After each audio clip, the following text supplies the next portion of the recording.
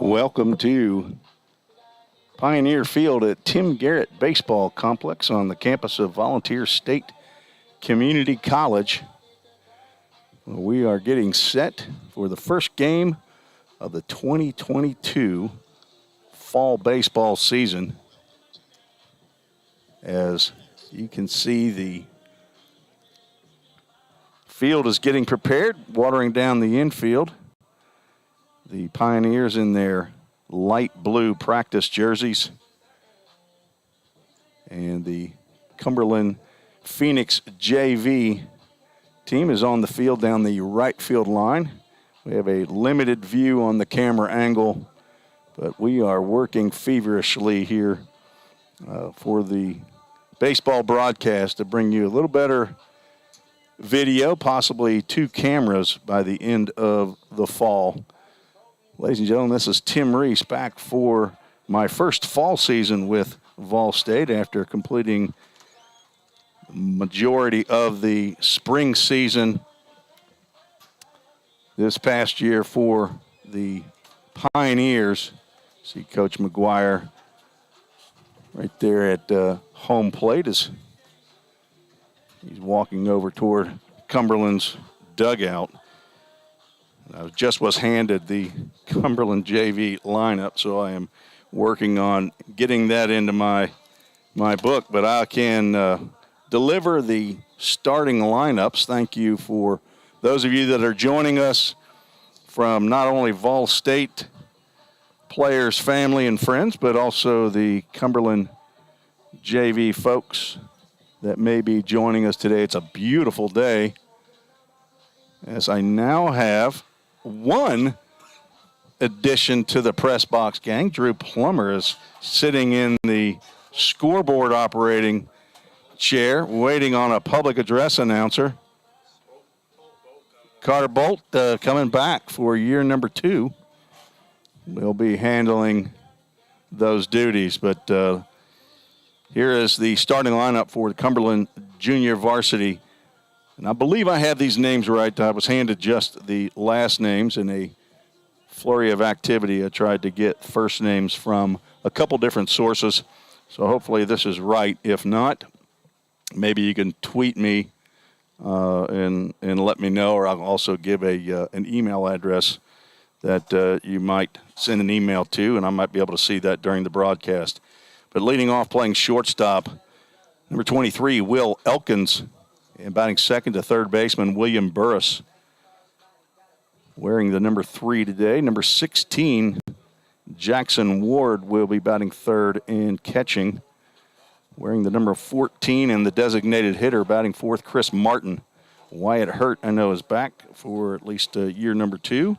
Playing center field, batting fifth, wearing the number 19.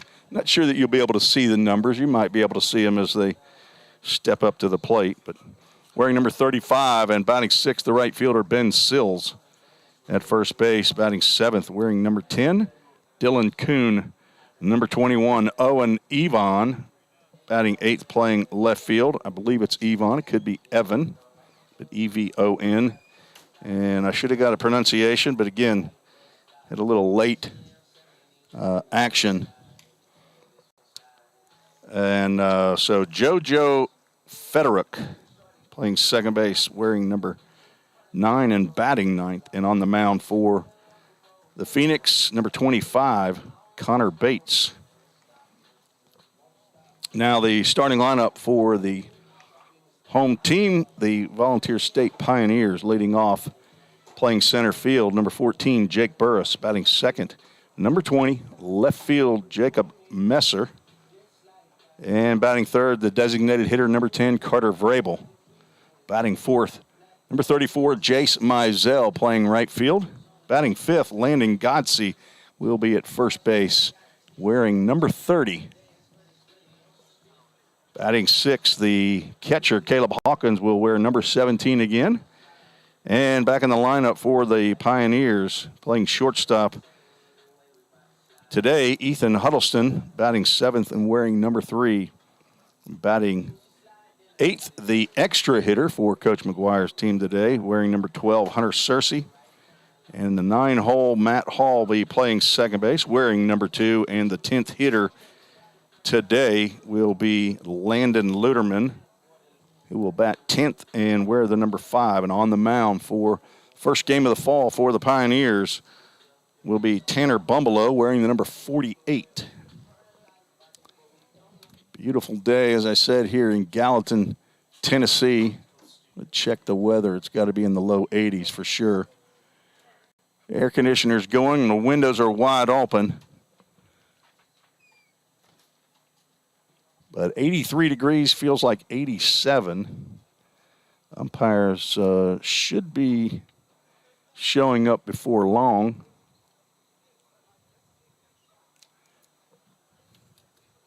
But getting the field ready, Jake Burris out there and a 3-man crew on the hose. I believe that's Caleb Pika handling the business end of the hose. And Caden Blackford on the middle. And Drew, who is that on the... I got to get my binoculars out. Is that Austin Brewington out there? Okay. And then right behind pitcher's mound, Alex Qualls, AQ. So the Vol State lineup shows 9 returning players. The first 9 batters in the lineup are all returning players. Landon Luderman, the only true freshman that is in the Game 1 lineup.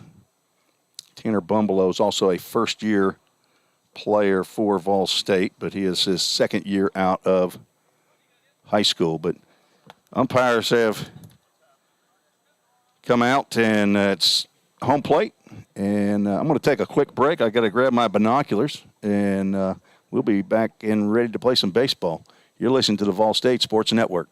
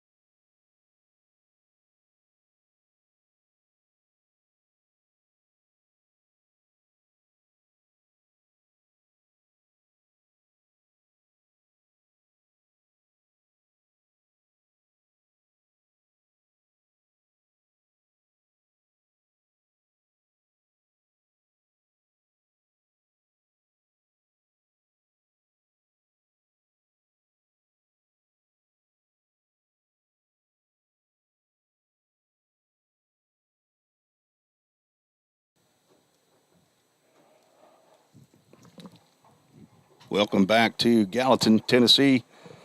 We are about set for first fall game for the Volunteer State Pioneers, as the coaches are meeting with the umpires. Today's umpires behind the plate for game 1 will be Jake Wolf, and on the base is Billy Huffstedler. Doubleheader scheduled for today, 2 7-inning ball games.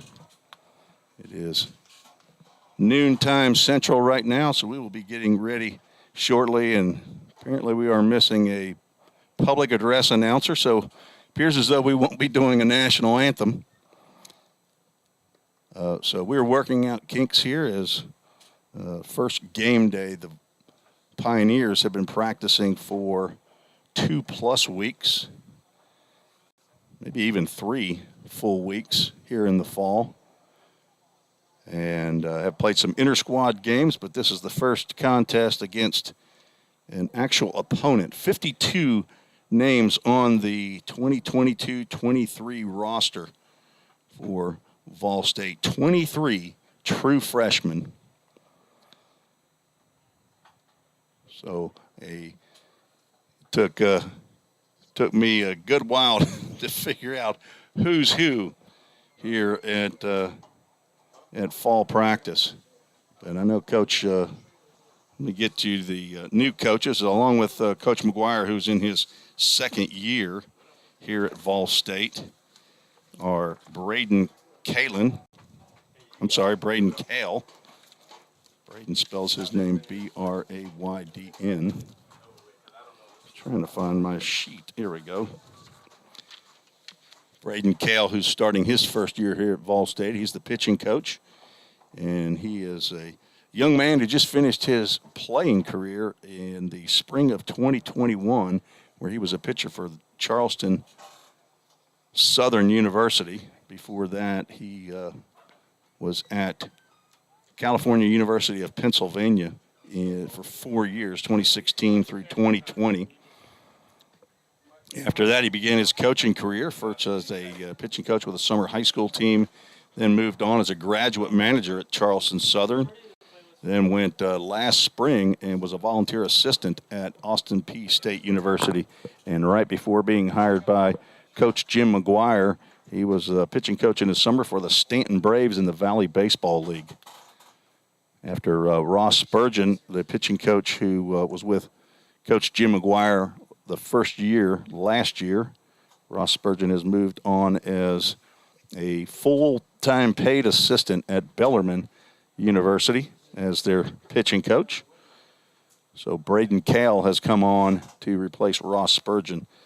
And also, Coach McGuire added a second coach this year. I know it's a big help to him. Coach John Ripel, who is also starting his first year at Vol State. John has 16 total years of coaching.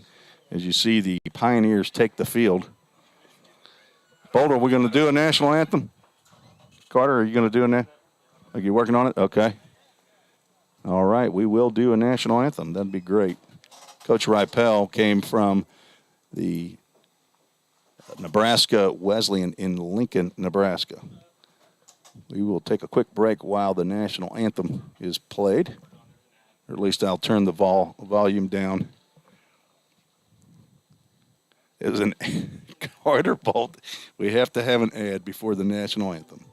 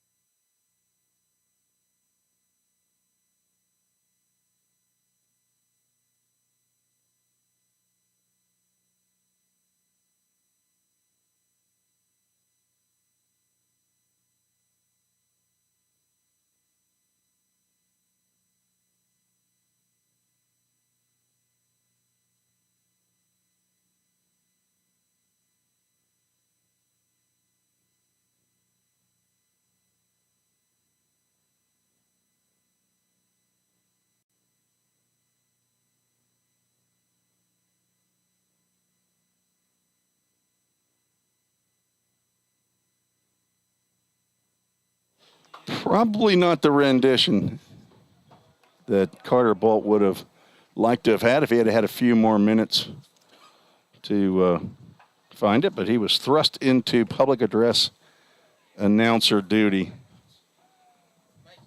He retired. He said last year was all he wanted to do as a redshirt freshman. So we'll have to find one. But going to have a broadcast, though, as Tanner Bumbelow getting in his warm-up pitches. And he will face some familiar players, at least from Cumberland JV from last year.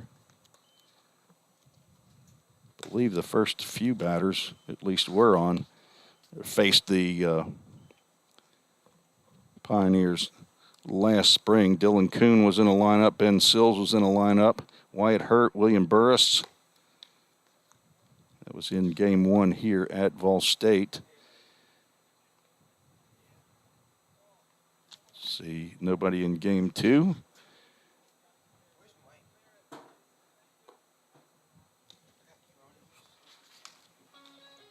And Ben Sills played 2 games, 2 here at Vol State last year and 2 games at Cumberland. The Pioneers won all 4 games. So maybe there's about 3 or 4 players that are back, at least at the start of the year. So I hope I have their first names correct, but in the fall, a lot of coaches don't necessarily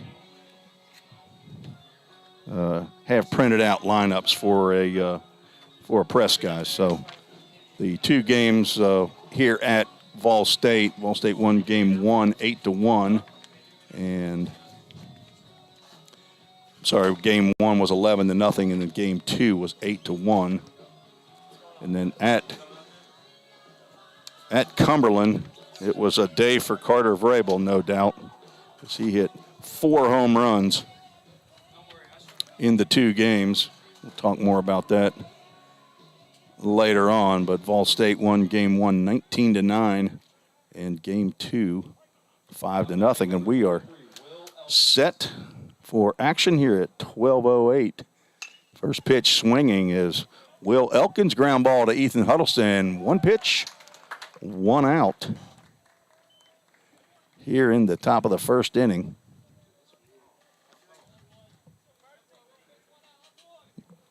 If you weren't with us at the conference tournament in Chattanooga last Mother's Day, we featured for the first time the scoreboard on the video. And hopefully I'll be able to handle that while I'm broadcasting. Sometimes I have an intern, which is my wife. She's not here today. William Burris steps in and fouls the first pitch off, and pitch number 2 grounds over to Matt Hall. Picks it up on a hop and throws over to Landon Godsey for out number 2. So fast I didn't even get that strike foul ball up there. So we're 2 outs on 3 pitches by Tanner Bumbelow. Tanner from Overton High School. Spent a little bit of time at Cleveland State and then has transferred here for his second year out of high school as a redshirt freshman from right here in Nashville, Tennessee, and he will face the catcher Jackson Ward at the plate with 2 outs. The first ball thrown by Tanner Bumbelow on the day. Breaking pitch misses just outside.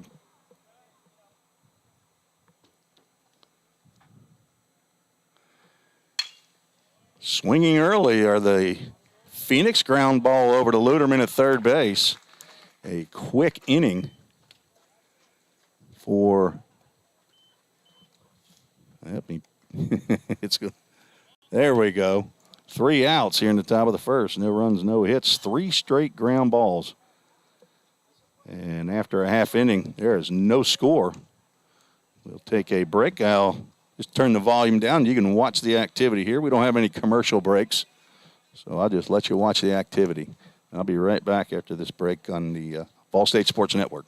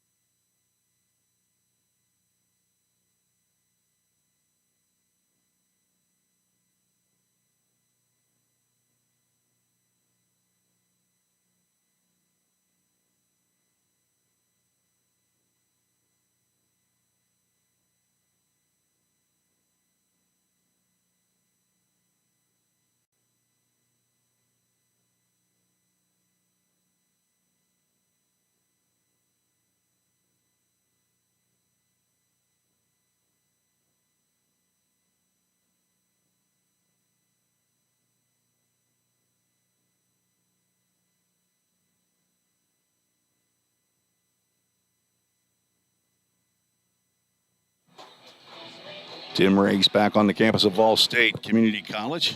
Go to the bottom of the first inning. The Pioneers will send to the plate Jake Burris, Jacob Messer, and Carter Vrabel. And hopefully more as they will face Connor Bates, right-hander, starting the contest for the Phoenix. Jake Burris of the returning starters as that first pitch is way outside. Jake Burris of the returning players leading in batting average. Played in 44 of the 48 games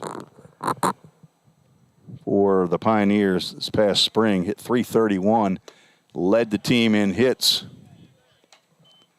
with 49, had 14 doubles. Was a clutch player for the Pioneers all year long. Played left field primarily, now moving over to center field for Coach McGuire. Breaking pitch misses outside. Count goes to 2 balls and a strike on the third-year player from Grove City, Ohio. Tied in runs scored with the now-departed Josh Griffin, who's headed over to Trevecca Nazarene, just down the road in Nashville. Count goes 3 balls and a strike to Burris, who led the team in walks last year with 26. Had an on-base average of .432, 2 home runs, 28 RBIs. Breaking pitch in there. Seems like that is the pitch for Connor Bates.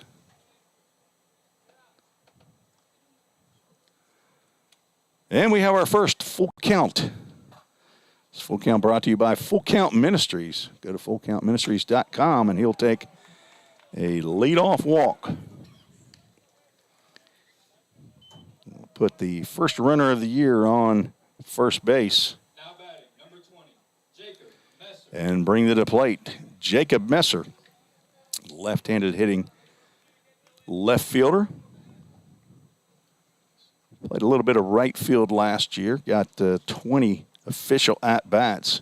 6 hits. 1 was a pretty big home run against Wabash Valley. He swings at the first pitch. Fouls it off to the left side. Played in 15 games. Had 4 RBIs. He's also a third-year player here for the Pioneers. Looking to get a lot of playing time this year. Coach McGuire definitely is looking forward to seeing him swing the stick.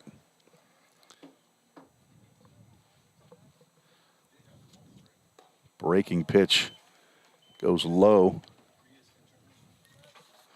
Thank you again for joining us here on a Friday afternoon here in Gallatin, Tennessee. If you're not familiar with it, it's just outside, about 20 miles northeast of Nashville. Runner bluffs, Jake Burris bluffs, pitches fastball outside, 2 balls and a strike.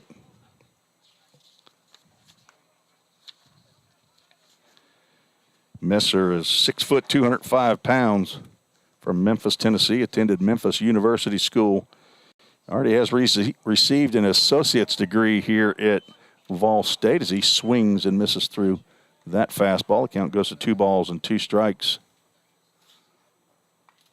He is a pre-med major. He's already received a degree in math and science. He is the son of Dr. Timothy Messer and Dr. Andrea Smith. Runner goes there as ball's inside, and Burris in safely as Bates has run the count full. The full count brought to you by fullcountministries.com. The umbrella organization for the Full Count Rhythm, a college wood bat summer league, as Connor Bates is looking in and wants to get the signs correct now with a man at second base, as Jackson Ward is probably running through a different set now. So, not sure. I think their schedule showed that they may have played a game yesterday or maybe some games yesterday, but I'm not really sure about that website as to whether or not that was accurate, but I thought it indicated that there was a game, but it didn't show today's game with Vol State. So that's why I wasn't positive if it was accurate. And the full count pitch is high for ball 4. So 2 walks by Connor Bates to start off the bottom of the first inning. That brings to the plate at least last year at Cumberland, the Phoenix Killer is Carter Vrabel. 4 home runs in the doubleheader at Cumberland. He had about 9 RBIs on the day. Bates comes stretch and then steps off.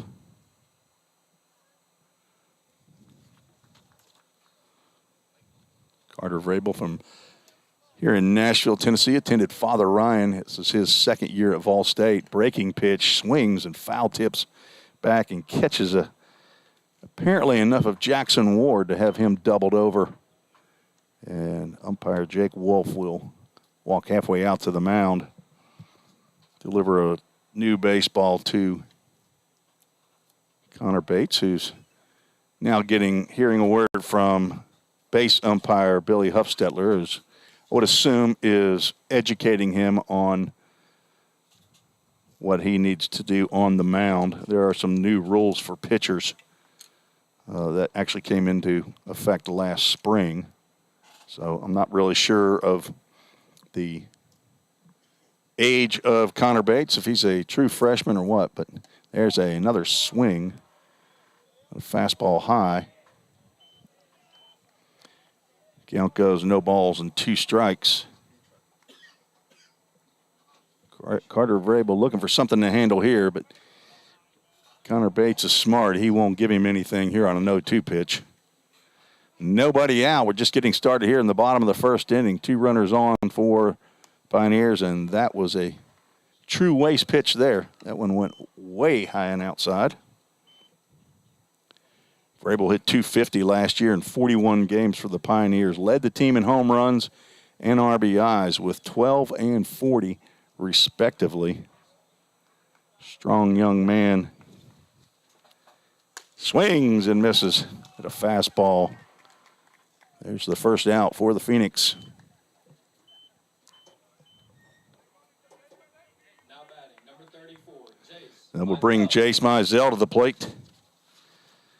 Mizell also back for year number 2, his 3rd year out of high school from Metropolis, Illinois. Hit .325 last year in 39 games. Was the primary DH that will be slotted in right field this year for Coach McGuire, as he anticipates Jace to have another great year as he did last year. First pitch to Mizell in there for a called strike. Jake Burris walked. He's on at second base. Jacob Messer walked, and he is on at first base. Mizell had 37 hits last year, 10 doubles, a triple, 3 home runs, 36 RBIs. Breaking pitch just missed.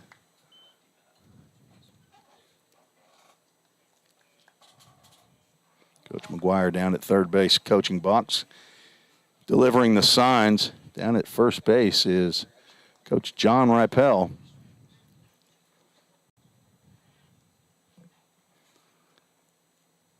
Pitch in the dirt, blocked by Ward, but Burris is going to head down to third, head for a slide, and the throw goes over to third baseman's head. Burris will come in to score as left fielder Evan, I'm going to go with Evan, E-V-O-N. Mishandled the ball out there, but a stolen base and an error will bring in the first run for the Pioneers. Jacob Messer moves down to second base on the errant throw. 2 balls and a strike. Now 3 balls to Jace Mizell.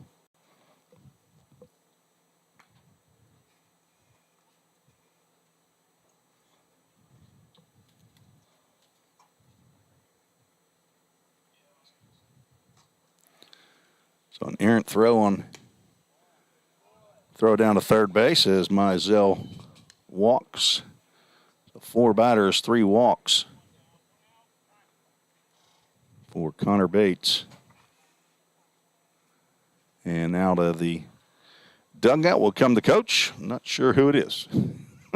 I know they have the head coach for the varsity is Ryan Hunt in year number 2 for Cumberland's varsity team. And right before he went to Cumberland, he was the Vol State Pioneers head baseball coach for 6 years. Prior to that, he was an assistant coach to his father, Woody Hunt, over there at Cumberland for about 13 years. Ryan has an assistant coach here, Pat Bell, who's in year number 2. And a brand new pitching coach named Matt Risco is a former player at Cumberland.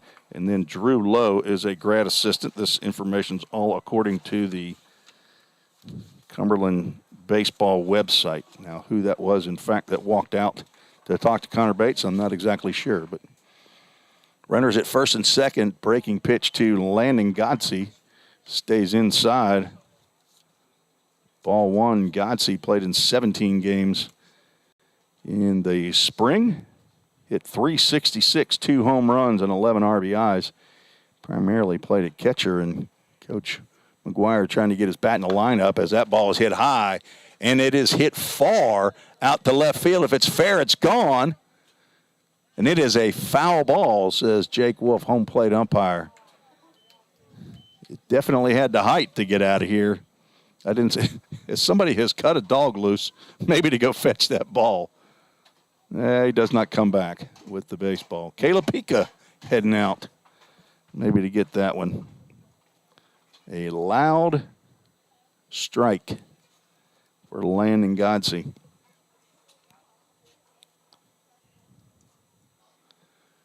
One out.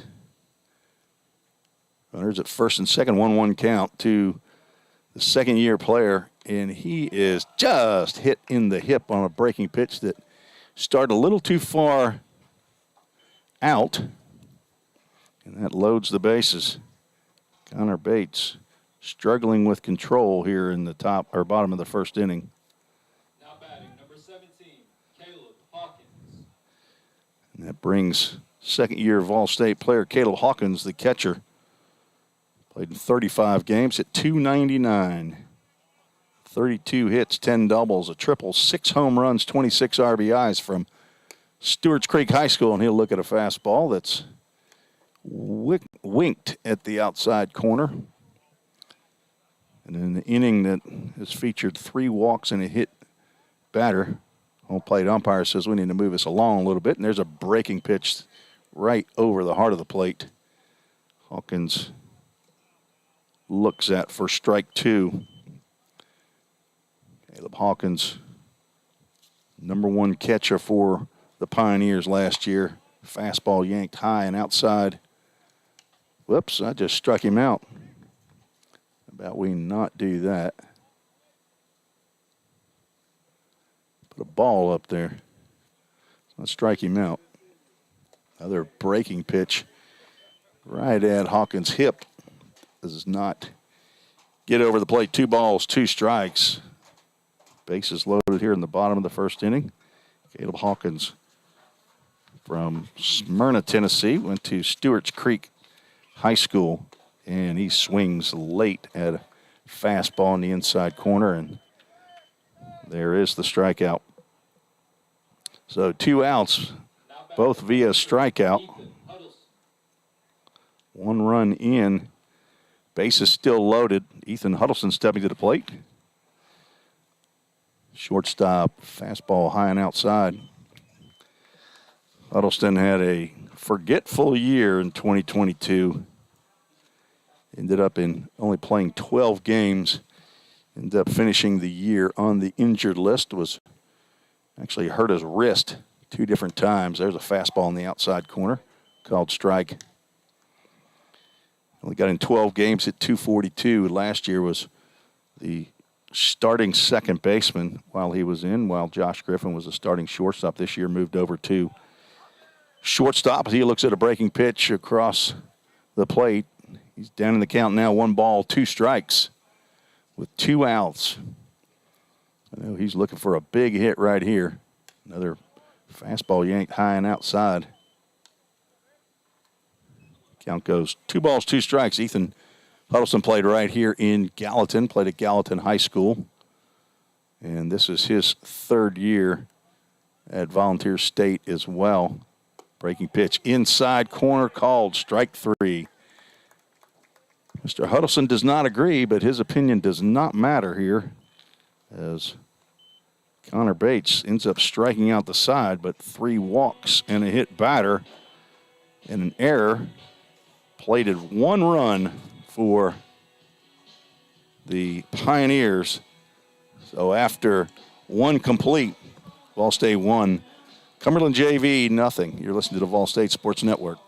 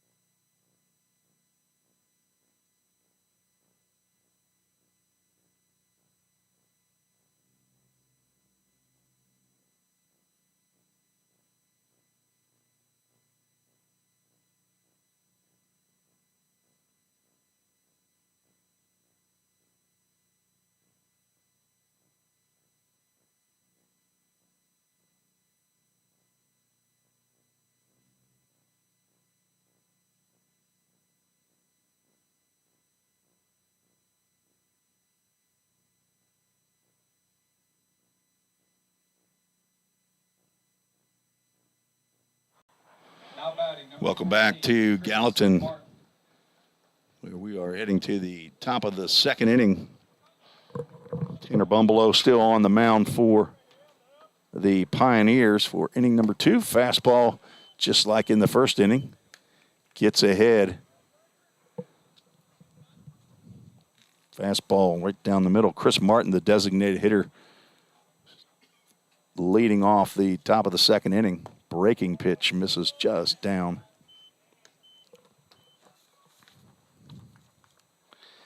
Tanner Bumbleau is 6'1", 195-pound. Going to be a 2-way player, but playing in the field as well as pitching.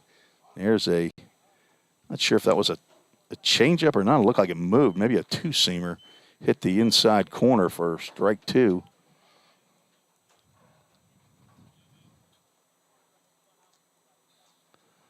One ball, 2 strikes. Fastball outside. Normally I'd have a little information on the opposing team, but right now I'm pretty happy if I've got the first names correct. Tanner is an exercise science major. Nice late break on that pitch. He was hoping to draw a swing and miss on that, but Martin watched it go outside. So full count brought to you by Full Count Ministries. Fastball just low. So the first base runner for the Phoenix. A leadoff walk. Brings to the plate Wyatt Hurt, the center fielder. And on deck, Ben Sills.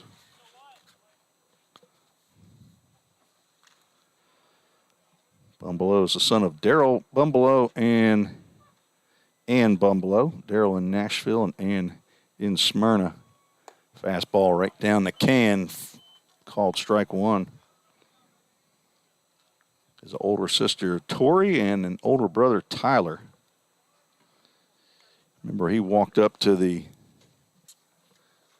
Ball State dugout at the end of a game last spring. Wanted to talk to Coach McGuire about coming on the team last year after sitting out the spring year. Swing and a miss. Fastball. Bumbleau just challenging Wyatt Hurt.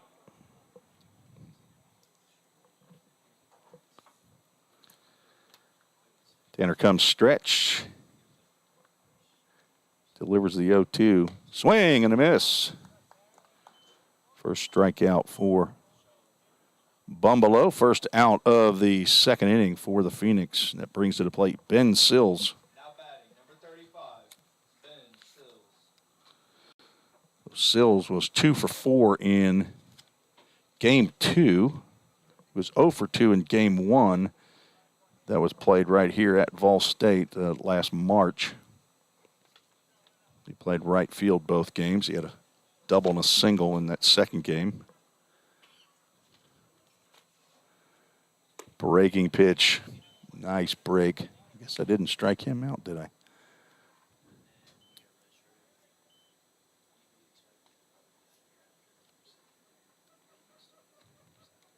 There we go. 1 out.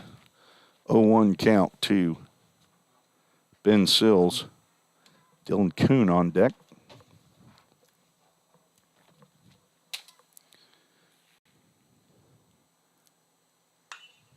Fastball inside, popped up down the left field line. It'll be foul. I'm not sure if it'll be playable.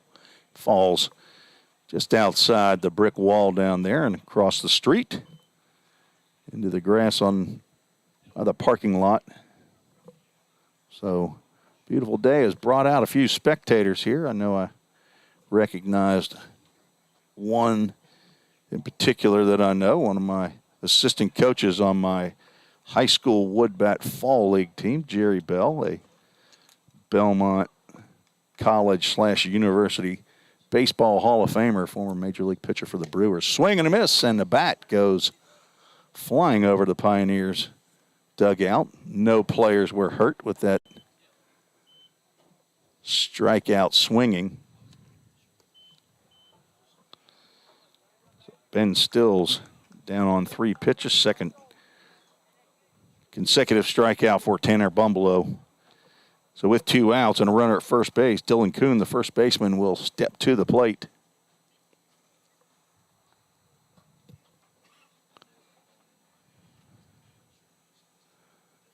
Swing and a foul ball straight back on a fastball. High in the zone.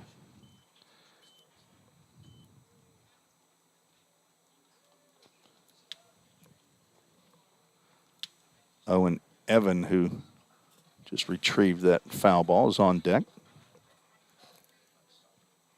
Chris Martin had a leadoff walk on a full count pitch, but has stayed there through 2 strikeouts and another swing and a miss on a high fastball. Now the play here would be to climb the ladder. Another fastball a little bit higher than that one, or a breaking pitch maybe in the dirt. Let's see how Caleb Hawkins, who's working with Tanner Bumbleau for the first time,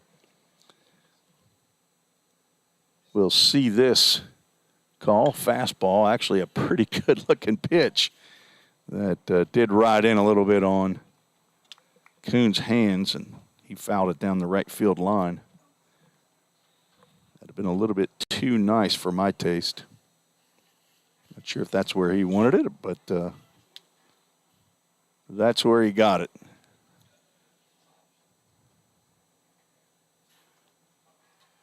Beautiful sunshiny day here in Gallatin. Another foul ball off to the right side. Does not look playable and gets into the stands and hops over.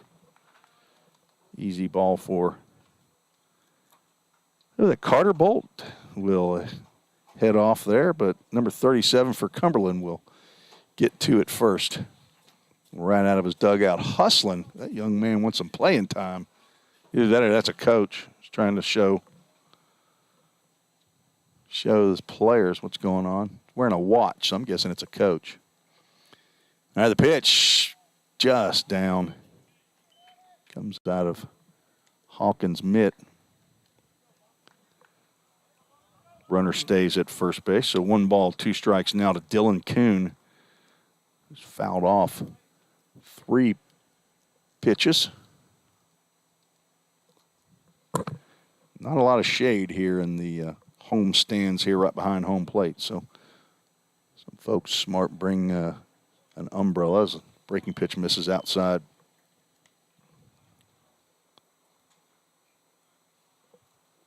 Fair-skinned fellow like myself can't stay out here in the sun without a whole lot of protection.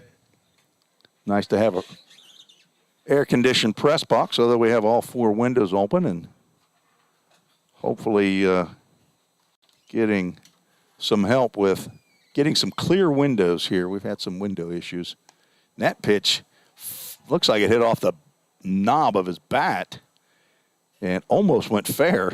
Goes down to the first base coach. Kuhn kind of looks surprised, like, what in the world happened there? But he's probably lucky that didn't hit him in the hand, because that's exactly what happened to Ethan Huddleston last year. That's what ended up putting him out, was a fastball off the wrist, off that left wrist that he had already hurt when he dove on a play, and that put him out, and a swing and a miss. Ends the inning. The top of the second inning. No runs, no hits, no errors. 1 runner left on base at the end of 1.5.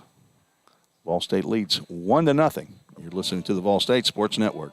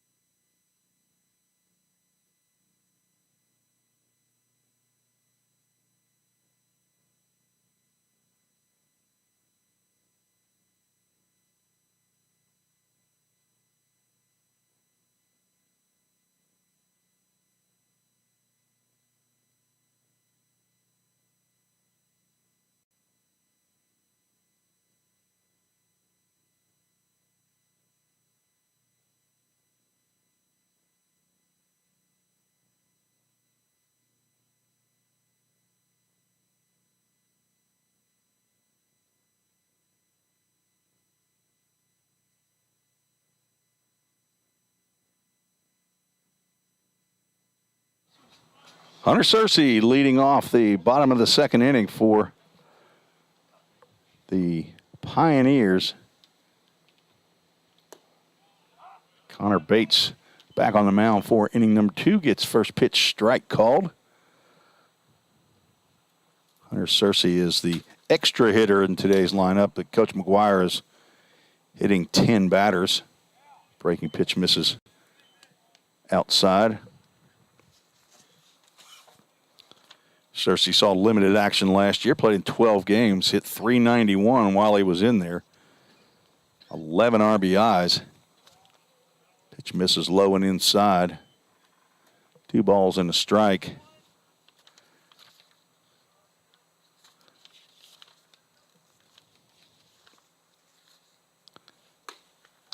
Fastball on the outside corner, again whispered at that outside corner. Called strike, 2 balls, 2 strikes Hunter wearing number 12 as he did last year from Louisville, Kentucky. Went to Louisville Eastern. Bates having a little trouble with that pitch somehow. I'm not sure what's going on. We have another full count. Full count first pitch foul balls. I'll be charting those again this year. So far we had a couple full counts, but nobody has swung. But we did get a swing there. Line down the right field line, and it will just go foul. And there is the first full count, first pitch foul ball of the year, 1 for 1. A stat that I kept last year, I believe it was just under 50%. Major league average for that is about 70%. But in college baseball, my experience has been between 48, 52%. There's a ground ball right up the middle. Hunter Searcy with the first base hit of the fall. And sharp ground ball right up the middle for a single.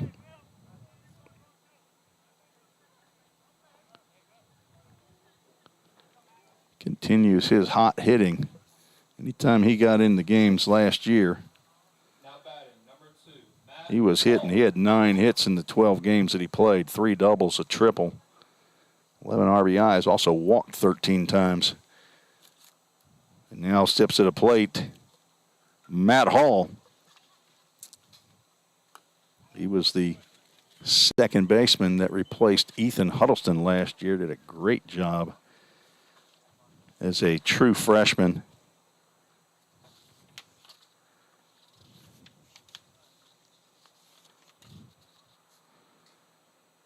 Matt, 5'8", 165 pounds from Lexington, Kentucky. Swings and taps the ball foul toward on-deck batter Landon Luderman.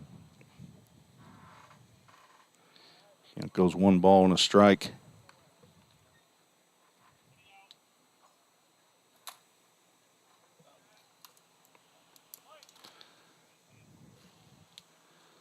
Hall is a business major, the son of Mark and Tracy Hall, and the brother to Haley. Grandson of Grammy in Las Vegas and Grandpa in Florida. Pitch sails high. He hit .242 last year in 30 games. 16 hits, 4 doubles, 10 RBIs, walked 11 times. On base average of .370.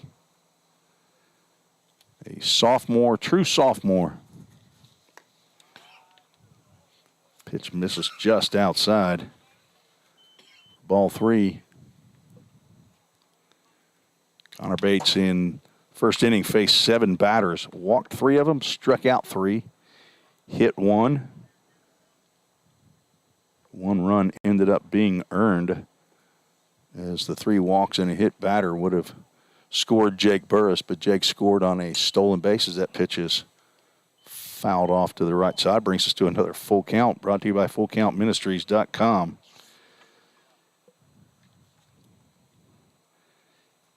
I'm just a part of Full Count Ministries, so it's easier to say Full Count Ministries, brought to you by FullCountMinistries.com.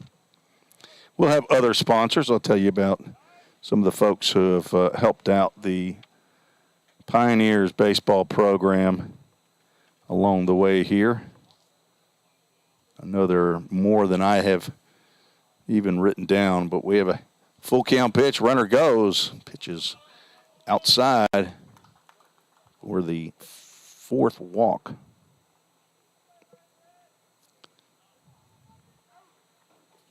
Of the contest. Nobody warming up in the Pioneer or the Phoenix dugout, and that brings to the plate with nobody out. Landon Luderman, his first collegiate at bat, hitting from the left side. The young man from Knoxville, Tennessee, attended Knoxville Catholic. First pitch he sees is outside. Landon 5'10", 185-pound freshman, true freshman. General Studies major, the son of Daniel and Shannon Luderman, the brother of Hudson and Easton, younger brother and sister, and he swings at the first pitch, pops it up, in the infield. Looks like it'll be in foul territory and it'll be caught by William Burris for out number 1. Young man has shown a lot of pop in inter-squad games and in batting practice, so I know he's disappointed with that outcome, but he'll get other opportunities. So that's the 10th batter to come to the plate. As I said, Coach McGuire batting 10 in the lineup today in these fall games.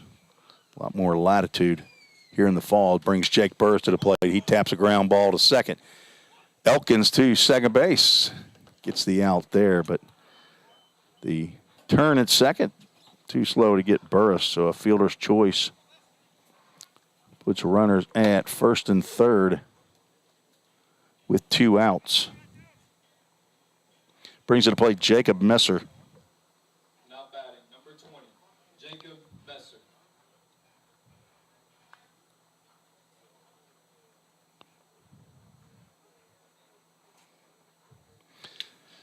Messer walked, got over to third base, but was stranded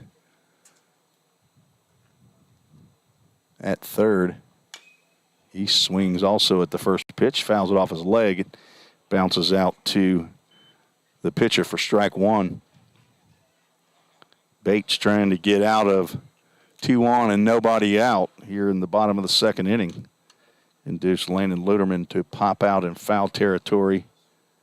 And Jacob Burris grounding into a fielder's choice. So Hunter Searcy down at third base. Jake Burris at first, and the left-handed hitting left fielder Jacob Messer at the plate. Swings, it's a line drive. Backhanded, nice play by shortstop Will Elkins. Throws over to Dylan Kuhn to retire Messer. So an inning that looked fruitful for the Pioneers ends up with no runs on 1 hit, no errors, and 2 runners left on base.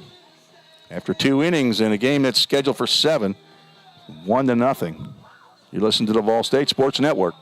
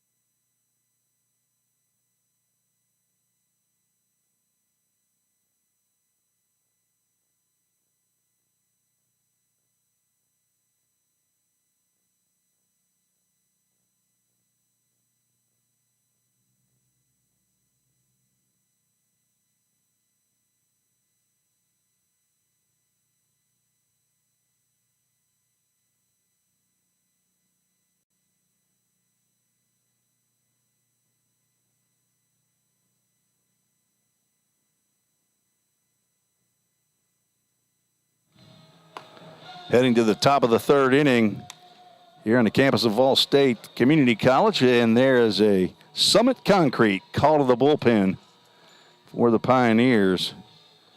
Cade Sanders on in relief of Tanner Bumbelow here in the 3rd inning.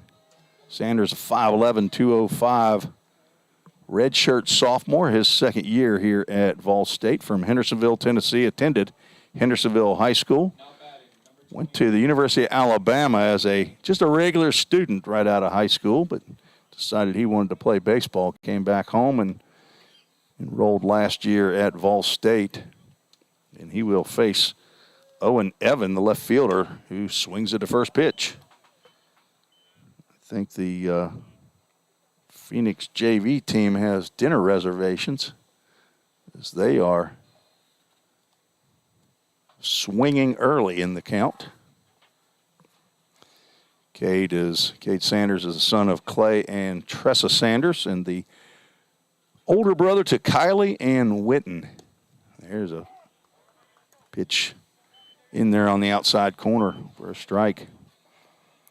The grandson to Nama in Hendersonville and granddad in Centerville.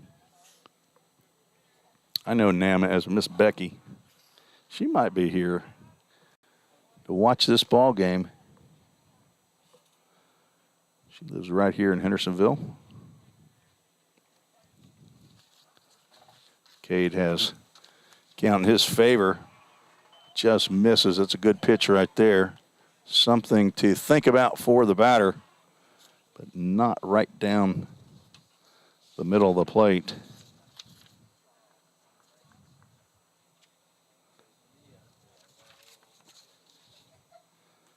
Sanders threw 21 innings as that ball was fouled straight back.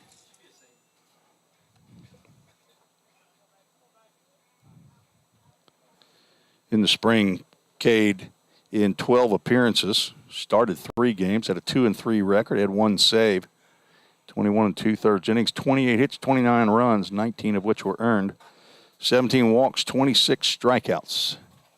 Misses that pitch. 2 balls, 2 strikes now to Owen Evon. Evon.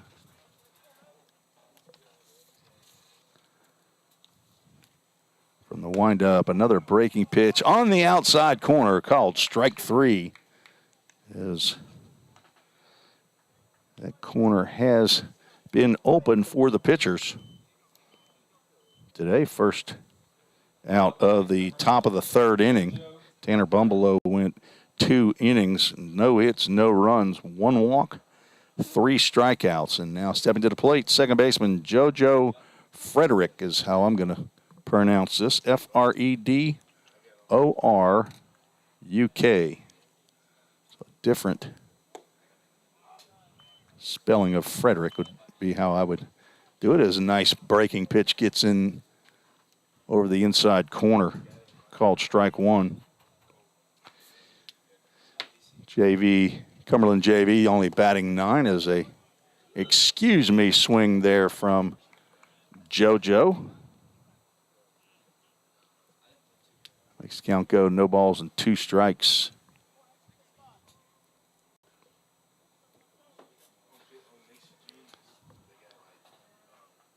Not sure if Coach McGuire is going to go 1-1-1 inning now. And Frederick, who did not look like he was ready for that pitch to come in, ended up seeing, at least at the last minute, enough to foul it off toward the Pioneers dugout.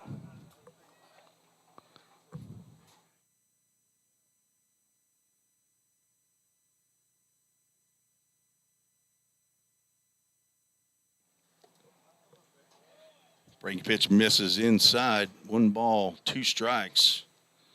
On deck, leadoff batter Will Elkins.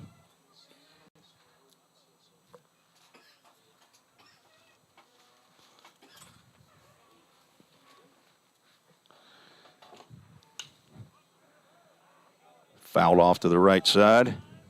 Count remains no balls. I'm sorry, 1 ball, 2 strikes.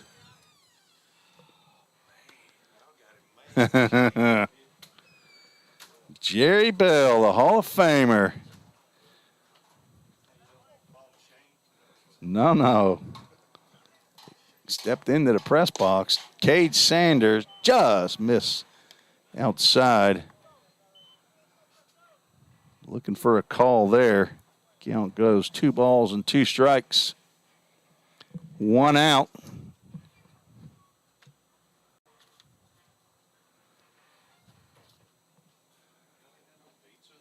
Breaking pitch swung on and pitch in the dirt. Caleb Hawkins will dig it out. Throw down to Landon Godsey to retire Frederick for out number 2. So 2 batters, 2 strikeouts for Cade Sanders. Put it out goes to Landon Godsey. And that will bring Will Elkins to the plate. He grounded out on the first pitch he saw to Ethan Huddleston at shortstop. Cade Sanders working on control this fall. Gets a called strike right there. He has got some movement on that fastball. Definitely moves away from the right-handed hitter.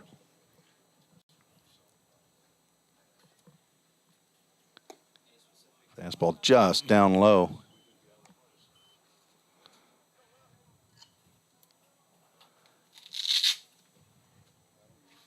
Outfield, Jacob Messer, Jake Burris, and Jace Mizell, the three J's in the outfield, left to right. Off-speed pitch misses inside. And around the infield, Landon Luderman at third. Ethan Huddleston is short. Matt Hall at second. Landon Godsey at first base behind the plate. Caleb Hawkins in inning number 3. Fastball swung on and missed. Count goes to 2 balls and 2 strikes. Thank you all for joining us here on a beautiful Friday afternoon doubleheader set as time is called at the plate.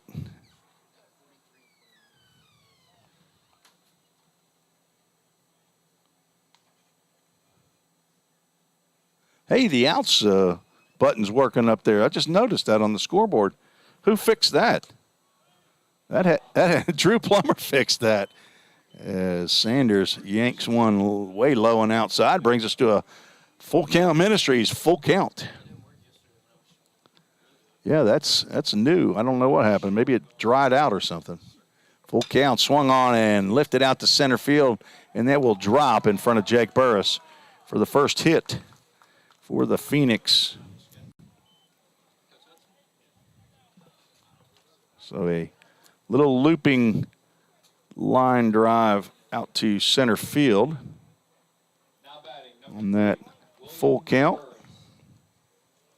So 1 for 2 on the full count first pitch foul balls as Elkins did not foul that one off. Brings to the plate William Burris, who grounded out to Matt Hall at second base. So 2 outs, another fastball in that outside corner. It's a nice start. I haven't been keeping track of first pitch strikes, but I know that's been the case at least on the last 2. So that's one of the hurdles you want to get over. There's another ground ball to second. Matt Hall on about 4 hops.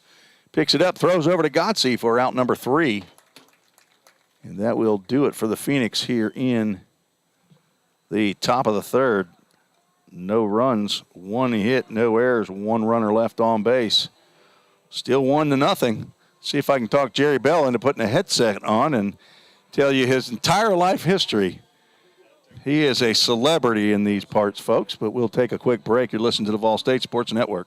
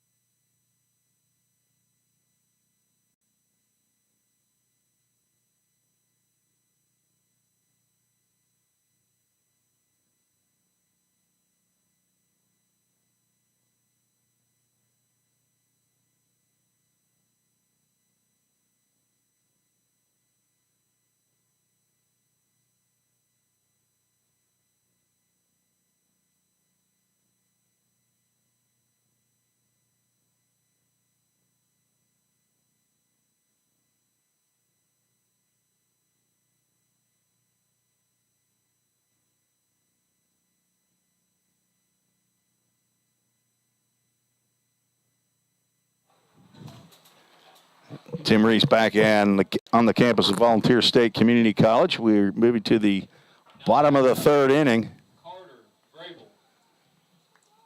Pioneers lead 1-0, and we'll send 3, 4, and 5 to the plate to face Connor Bates out there for inning number 3.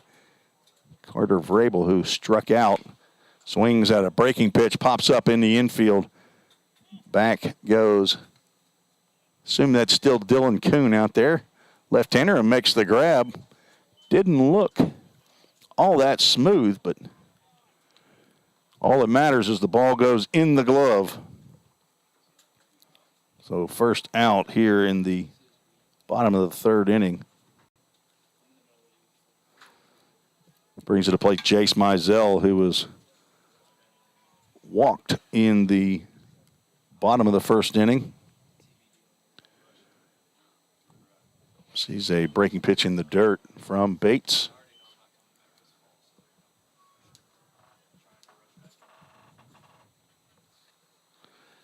Jace out of high school, went to Wabash Valley College for a year.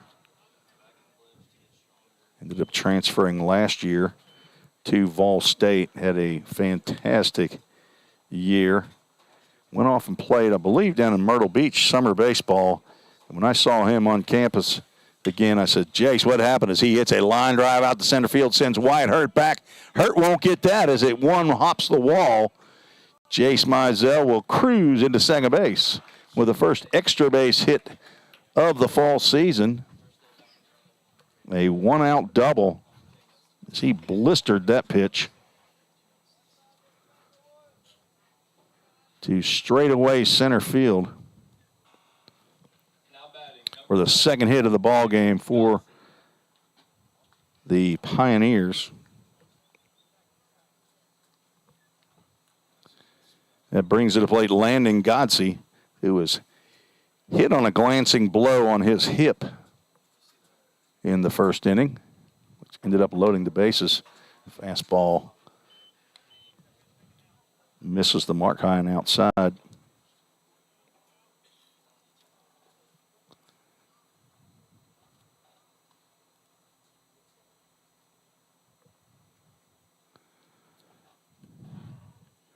Long look in as Jackson Ward goes through a series of signs. And the 1-0. Breaking pitch misses down low. Ball 2. Jace Mizell was saying, when I got to campus and saw him for the first practice, I said, well, is that in fact Jace Mizell? He has lost. I asked him, how much did you lose? And he said, I lost about 17 pounds. There's a ground ball to shortstop. Will Elkins up and throws over to first base to retire Godsey while Mizell stays at second base. Jace looks in tremendous shape. Now up to bat, number 17, Caleb Hawkins. I show him 6'1". I think he's at 215 now. From Massac County High School in Metropolis, Illinois, as Caleb Hawkins steps to the plate. First pitch misses outside. Hawkins struck out swinging for the second out in the first inning.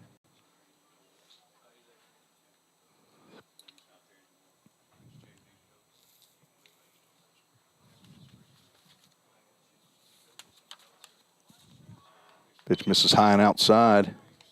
2-0. The Pioneers catcher, who for a couple games down in Jackson State last spring played shortstop. Very athletic young man. Actually played shortstop at high school along with catcher. Swings at a pitch in the dirt. It gets away from Jackson Ward. Not a foul ball. A wild pitch. I would assume. I couldn't really see if the ball actually hit in the dirt, but we don't have an official scorer here.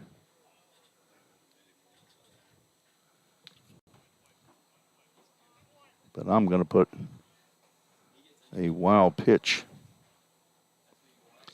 So Mizell on at third base with 2 outs. Caleb Hawkins sees a 2-1 pitch.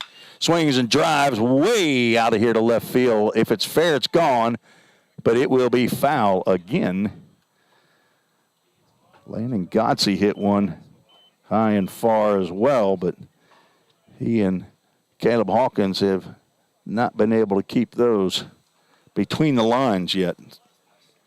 2 balls, 2 strikes now to the young man from Stewart's Creek High School. He checks swing and says that he went. The ball's in the dirt. Gets away. Catcher Jackson Ward throws to first, but not in time to retire Caleb Hawkins. And a run will score. Caleb Hawkins will be on at first base with a strikeout and a wild pitch. Not an RBI. Mizell scores on the wild pitch, so yet to have an RBI as they're now checking on Jackson Ward. I'm not sure where that ball hit him. Is that Justin McKinney out there, the trainer? Our trainer, right? Okay, I didn't see where he came from. Justin McKinney, the trainer for the Vol State sports or athletic teams, out there to check on the catcher.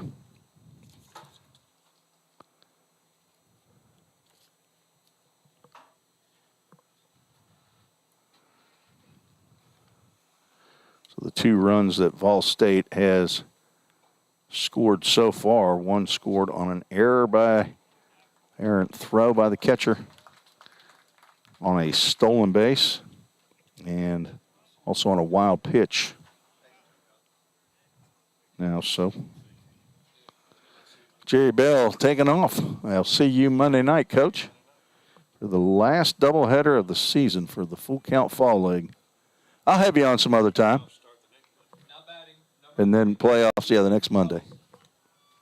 All right, and speaking of Full Count Fall League, here's a young man that played for me for 4 years. Won 4 championships. Ethan Huddleston at the plate right now. 4 straight championships that young man, Ethan Huddleston, won. His brother Noah played 3 years with me as well. He won 1 of those championships. Ethan looking to get a swing at a pitch. So he looks at a fastball in that outside corner, called strike 1. Glad to see Jackson Ward able to stay in the ball game behind the plate. Take off, and the pitch is thrown, called strike. Caleb Hawkins stole that. He just left early. That's all that happened there. And if Connor Bates had made a move to first base, probably would have balked. So he just went ahead and delivered the pitch, called strike. So 1 ball, 2 strikes to Huddleston. Hawkins on at second base. And the pitch high. Ball 2. Huddleston struck out looking with bases loaded in the bottom of the first inning on a pitch that he felt was inside.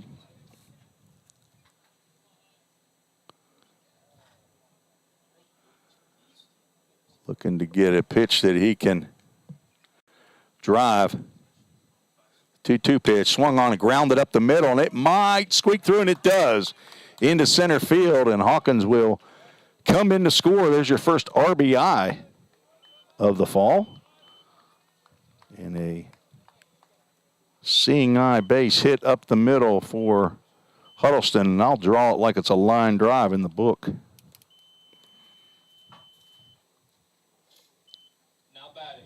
So Ethan Huddleston drives in the 3rd run of the contest for the Pioneers.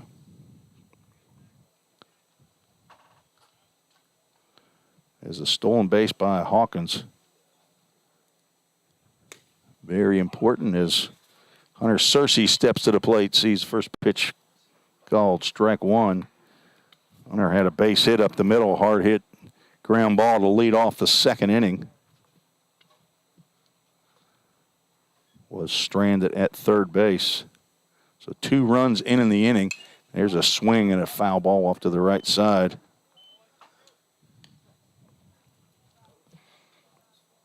2 runs on 2 hits in the inning, but Bates should have been out of the inning on that strikeout, but Hawkins had a check swing on a breaking pitch in the dirt. It actually was not a strike on the call. Hawkins could not hold up on a swing. There's another ball in the dirt that hops right over the right shoulder of Ward, and down to second base will go Huddleston.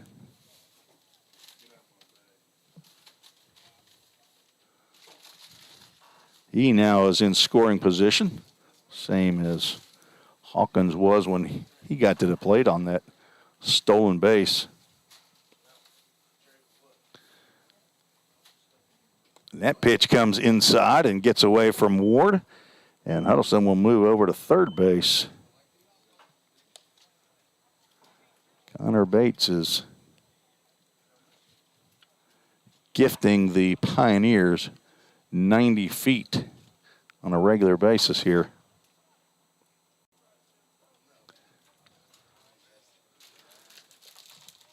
See another maroon-shirted player down in the bullpen. Can't see anybody actually loosening. Hunter Cersei, the count has now gone full. Full Count, brought to you by Full Count Ministries. Go to fullcountministries.com to see all that Full Count is doing in baseball, not only here in Sumner County, as that ball is fouled down the left field line, but all around the world, actually, as mission trips, 6 weeks worth of baseball mission trips. If you want, or you want your son to get international baseball experience, you can go to Nicaragua with the Full Count mission team and play anywhere from 5 to 10 games down there in about a 5-day stretch.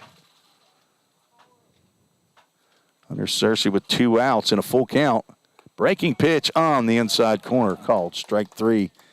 That breaking pitch has helped Connor Bates out with runners in scoring position as he gets Cersei looking for the 3rd out. Pioneers score 2 runs on 2 hits. No errors, several wild pitches. 1 runner left on base. 3-0, Vol State leads after 3. You're listening to the Vol State Sports Network.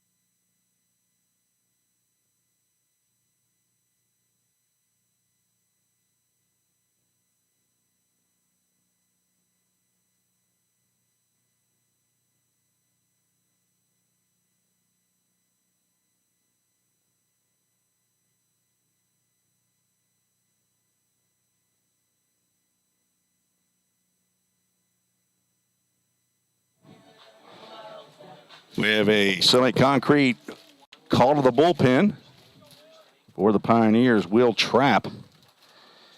Another Stewart's Creeker, Michael. Will Trapp on for year number 3, a redshirt sophomore, left-handed pitcher, standing at 6'1", 155. Is on the mound for the Pioneers for the 4th inning. Number 38 on his uniform. Throws a first pitch to Jackson Ward, high for ball 1. And the next one is grounded to Huddleston, who backhands in the hole. Strong throw over to first base to retire Ward Nice play by Ethan Huddleston for out number 1. Ward is now grounded out to third and grounded out to short. That brings to the plate Chris Martin, the designated hitter who walked in his first plate appearance, leading off the top of the second inning. Traps fastball right down the can for strike 1. Thank you to Pioneers fans and Phoenix fans that are joining us today. See a few over 30 folks that are watching on YouTube, and I'm not versed enough on Twitter to know how to see how many people are watching there. I'm an old guy trying to learn this social media. Will Trapp goes 0-2 on Chris Martin.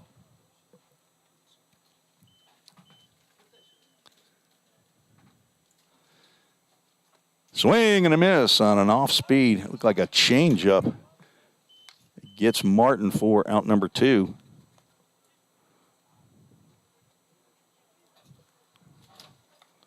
So the third pitcher on for the Pioneers. Trapp is the son of Charles Trapp, who lives in Florida, and Jamie Reimer from Smyrna, Tennessee, and the younger brother of Noah and Ben. Is nice breaking pitch, gets in there for called strike 1. Will Trapp, I believe, got in one game last year. That pitch sailed high and away. He had 2 appearances, did have a loss through 1 inning. Give up no hits. Give up 2 walks. The sheet of paper I have does not indicate hit batters, but he gave up 4 runs, so I'm assuming he hit a couple batters. The pitch is fouled off. Count goes 1 ball, 2 strikes to Wyatt Hurt, center fielder who struck out in his first plate appearance, swing and a foul ball. Straight back, so whatever pitcher went after that one, they can get 2 for the price of 1 right there.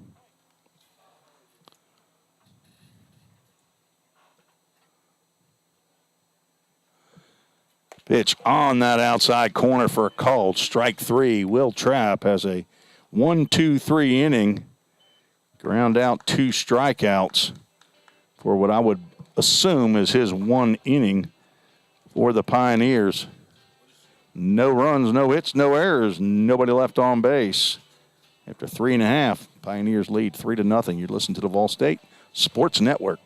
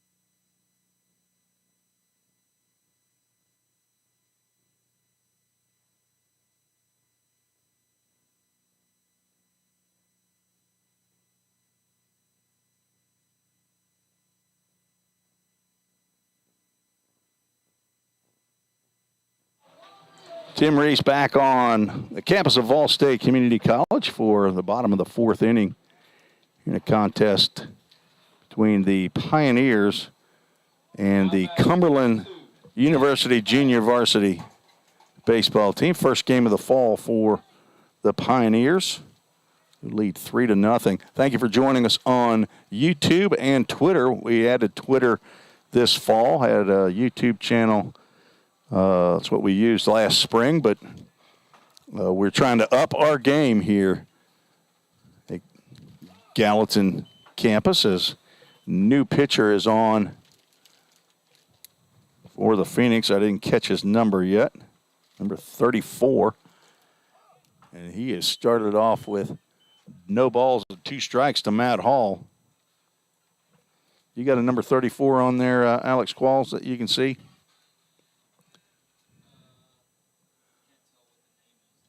All right, Matt Hall just went down looking.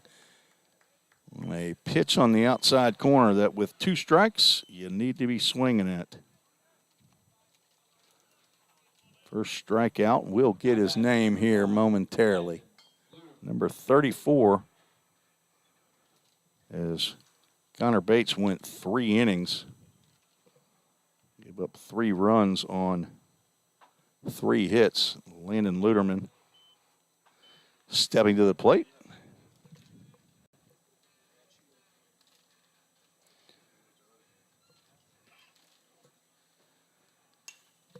Swings and it's a ball down the left field line. It will land just in front of the bullpen gate down there. So J.D. Ursey, U-R-S-E-Y. You got that one on there, J.D.? U-R-S-E-Y. Okay, J.D. from the right side. Count goes 1 ball, 1 strike to Landon Luderman, who popped out to third baseman in foul territory in the second inning. Just missed inside there with the pitch.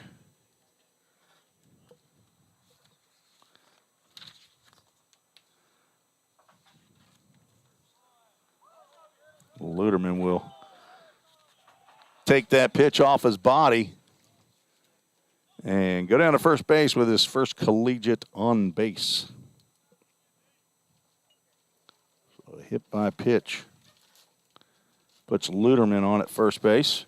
Brings to the plate Jake Burris for his 3rd at-bat of the contest here in the 4th inning. He walked and scored in the first and grounded into a fielder's choice in the 2nd inning. Young man came here as a catcher. An off-speed pitch over the plate for strike 1. J.D. Ursey.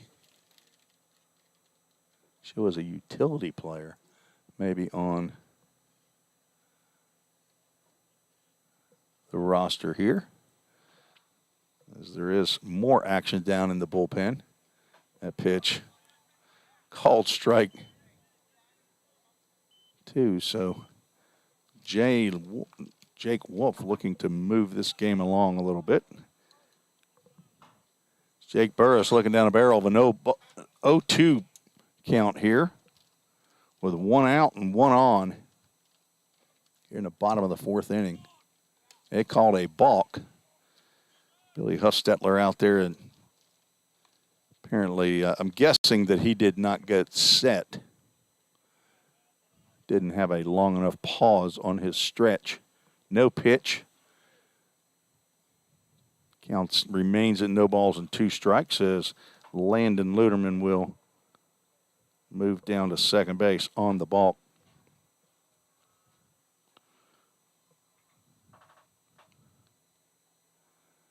Second base and shortstop maneuvering behind second base. Ball in the dirt, blocked by Jackson Ward. Luderman will stay put at second base.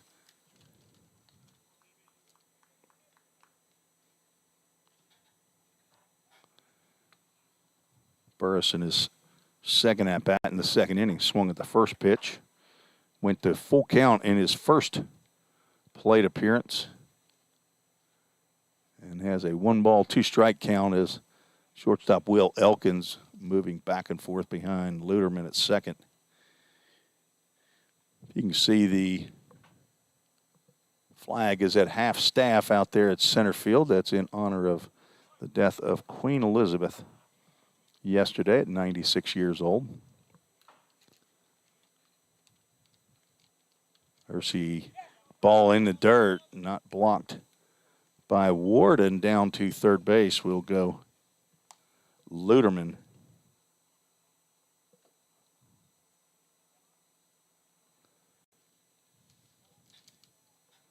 So one out, a runner on at third base. Only been 4 hits in the contest so far, 1 by Cumberland and 3 by the Pioneers.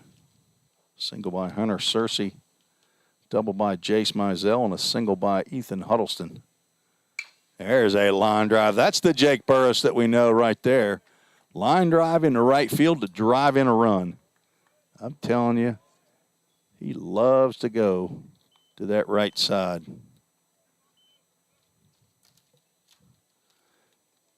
Great at-bat for Jake Burris.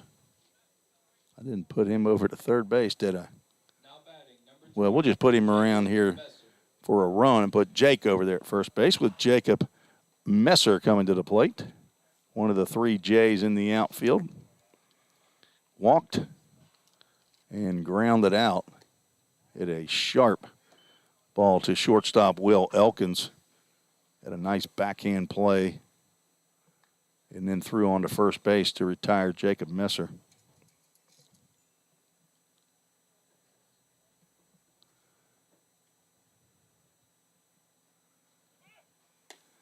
Pitch inside. A bluff from Burris at first base, but he stays put. Drew Plummer, I just want to tell you, you're doing a fine job on that scoreboard right there, okay? Don't get cocky, though. Now you're starting to eat Cheetos while you're also doing the scoreboard. Strike called. Only thing in your pantry, big, huge bag of Cheetos. I mean, you're getting it started right. 2 balls, 1 strike, 2. Messer pitch inside from his knees, a throw down.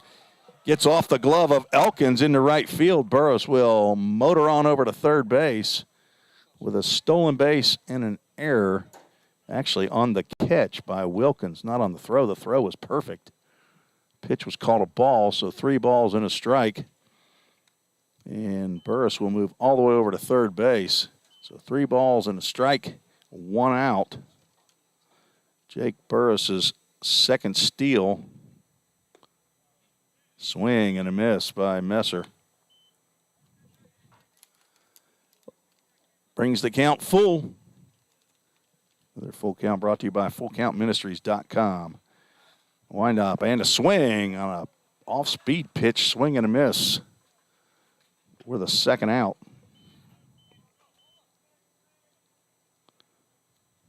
Now batting, number 10, Carter Grable.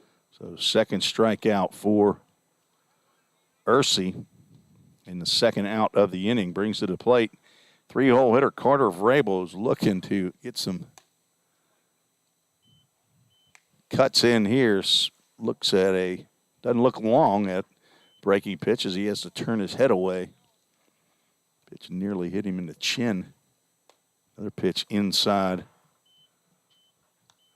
They don't want to let Carter Vrabel extend his arms. They saw enough of that last year in the doubleheader at Cumberland as he hit 4 long balls. Another off-speed pitch low and in the dirt. Carter Vrabel looking at a 3-0 count right here, and no question he will have the green light with 2 outs and Jake Burris on at third base. And the pitch in there for a called strike. Ursi's got some movement on that ball. It's not coming in very hard, but it's got some movement. But anything around the plate here, Carter would be swinging, and he's going to call a strike on that low and outside pitch. Brings the count full.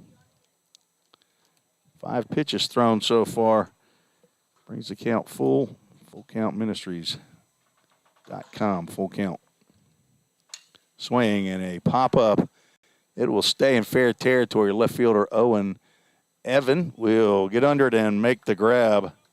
Not a strong swing right there, as it was an outside pitch. So Ursi ends up coming back to retire the third out. Carter Vrabel on a fly ball to left field. But one run does come across. Vol State leads 4-0 after 4. You're listening to the Vol State Sports Network.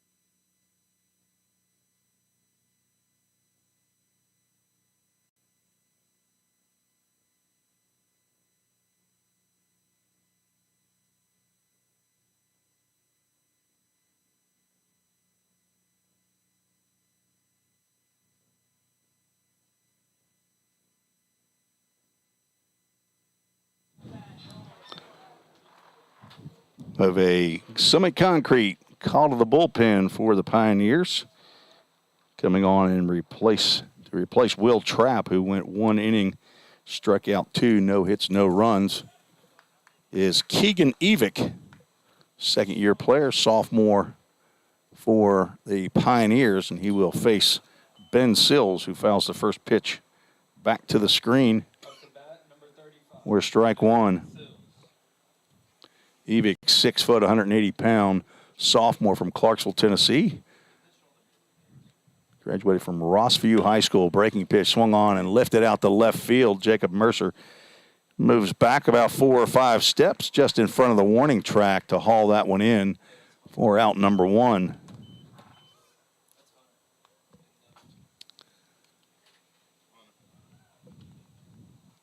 Hunter Searcy has gone into left field now. Okay, so he's just moving him in and out, I guess. Okay.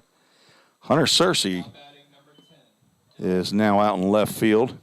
I assume that as the extra hitter that coach is just probably moving him and Jacob Mercer in and out of an outfield spot. So thank you to Alex Qualls, our PA man, who sees better than I do. Evick called strike 1. 1 ball, 1 strike. So Hunter Searcy makes the first out in left field. Dylan Kuhn at the plate, who struck out to end the second inning. Swings and fouls the ball off to the right side on through the trees that line the field here at Tim Garrett Baseball Complex. Off the first base bleachers. Breaking pitch swung on and driven down the right field line, but it will go foul.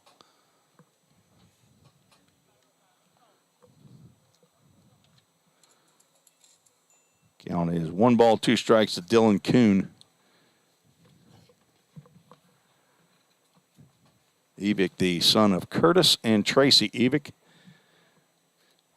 And the brother to Trenton. Pitch misses low and away.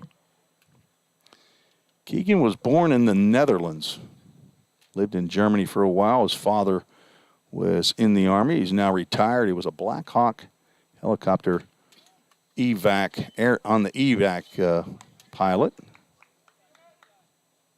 Count goes full.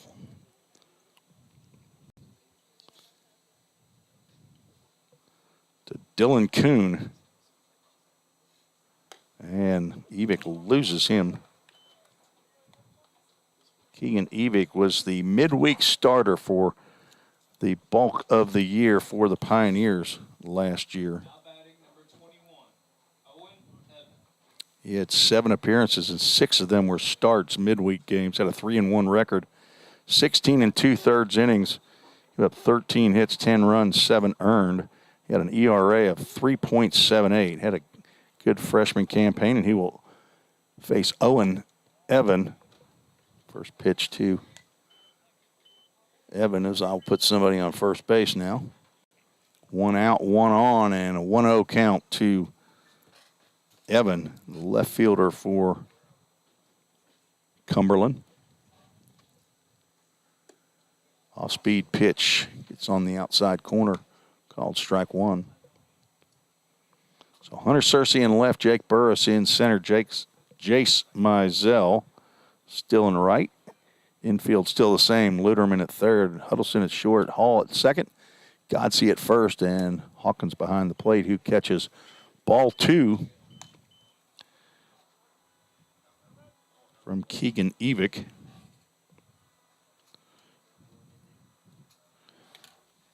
Fourth pitcher on, Tanner Bumbelow started. He threw 2 innings. Cade Sanders came in, threw a 1 inning of 1 hit, no run ball as that pitch misses just high, apparently.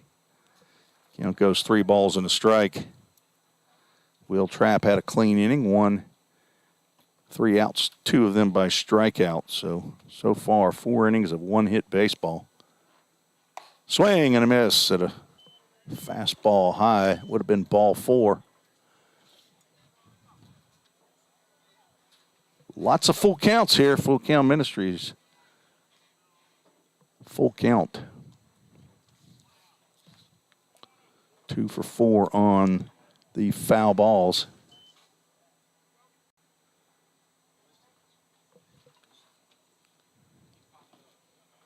You got 1 out. Fly out to left field. And there's another pop-up. Looks like it will stay foul.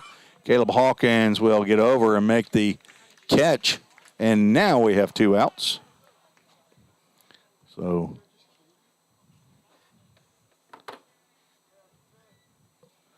it is a foul ball, but it results in an out. So 2 outs. Kuhn still at first base. Brings to the plate second baseman JoJo Frederick. Again, thanks for joining us, whether you're joining us on YouTube or Twitter. If you're on Twitter, or if you have a Twitter account, send me a howdy by letting me know where you're watching from. Throw down at first base, gets by Godsey, and Kuhn will move on down to second base. So a pitch called, I believe it called a ball. But an errant throw by Caleb Hawkins will allow Kuhn to move to second base.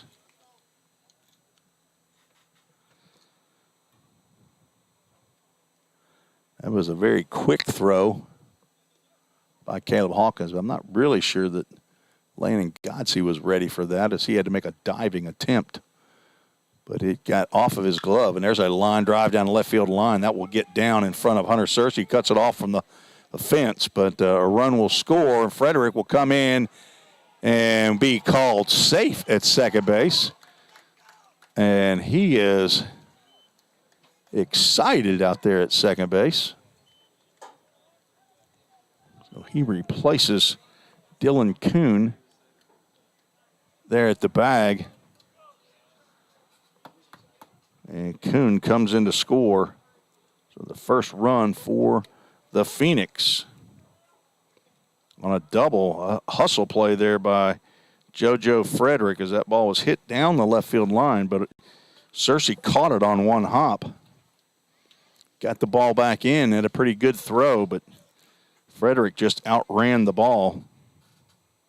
So right now, that's an unearned run, as the error put Kuhn at second base in scoring position for Frederick, whose double would have put Kuhn at third base. Pioneers now lead 4-1. Evick looking for out number 3. Will face the top of the order, Will Elkins, who's 1 for 2. Will Elkins.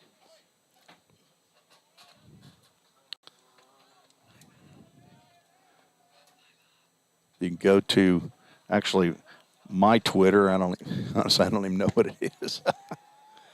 But you can probably find it on the Vol State Baseball Twitter page. Mine's on there. You probably click on that link or on my comment and let me know where you're watching from, who you're rooting for.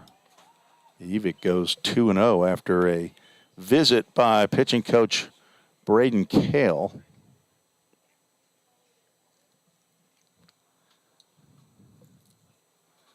Not the way you want it to roll.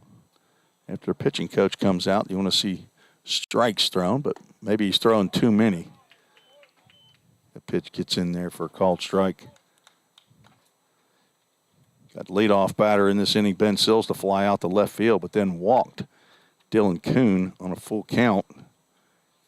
Got Evan to pop out to the catcher, but a double on the left field line has resulted in the first run of the ball game as Elkins fights a breaking pitch off. Fouls that off to the right side, just over the head of on-deck batter Will Burris.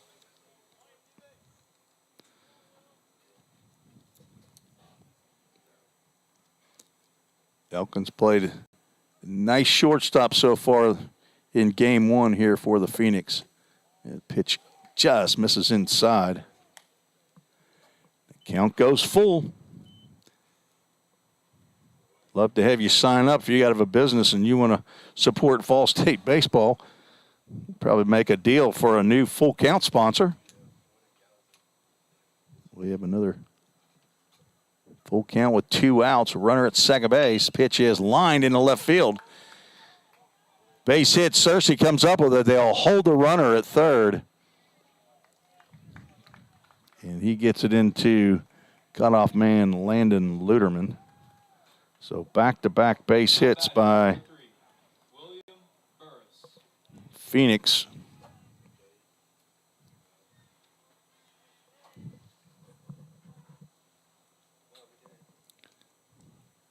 As runners now at first and third with 2 outs, and stepping to the plate, Will Burris. 2 ground outs to Matt Hall at second base.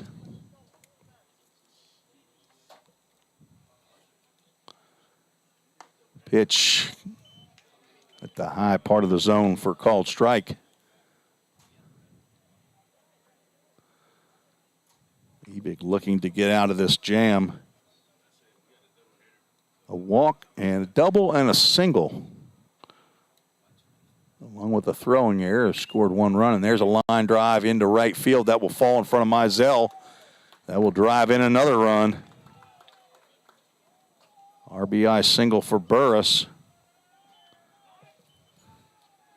Now puts runners at first and second. Score 4-2. That'll bring up 3-0 hitter Jackson Ward.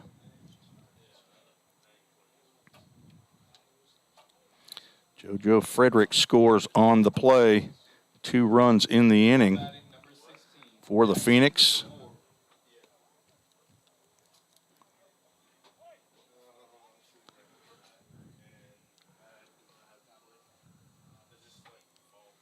This Evick's inning to finish. He breaking pitch swung on and lifted out to right field, and Jace Mizell will catch that fly ball just before it gets to the fair line for out number 3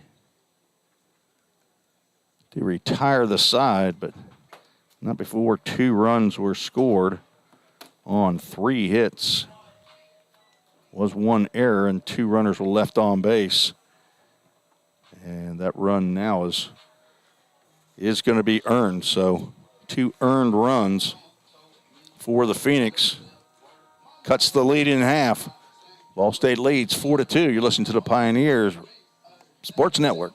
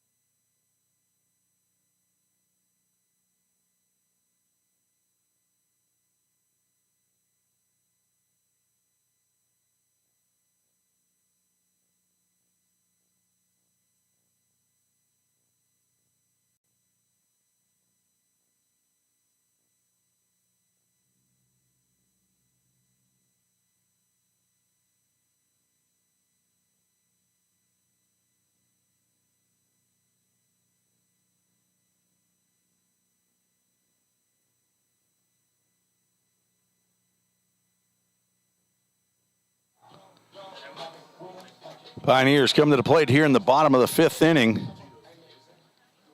Leading 4-2, but looking to put some hits together here, as so far only 4 hits for the Pioneers. Now 4 hits for the Phoenix. And leading off, Jace Mizell, who has one of those 4 hits, facing J.D. Ursey for the first time. Sees first pitch in there for a called strike. Definitely not throwing hard, but has been effective.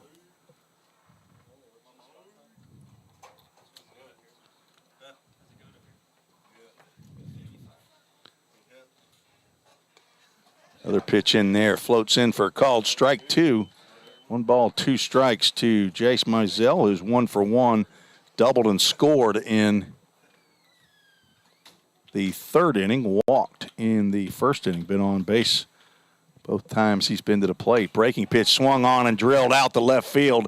Is going back is Owen Evan, and he will look up and see that go over the fence for the first home run of the fall for the Pioneers. First of the fall for Jace Mizell, who smacked a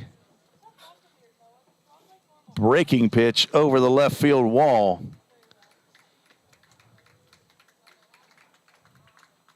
A double and now a home run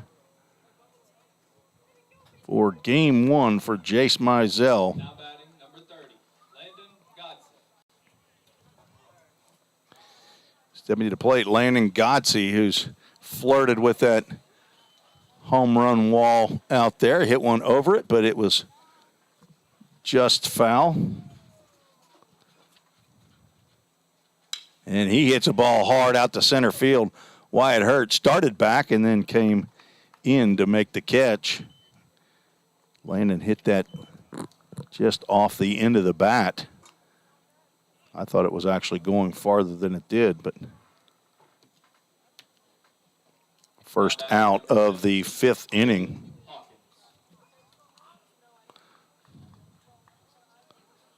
Brings to the plate Caleb Hawkins.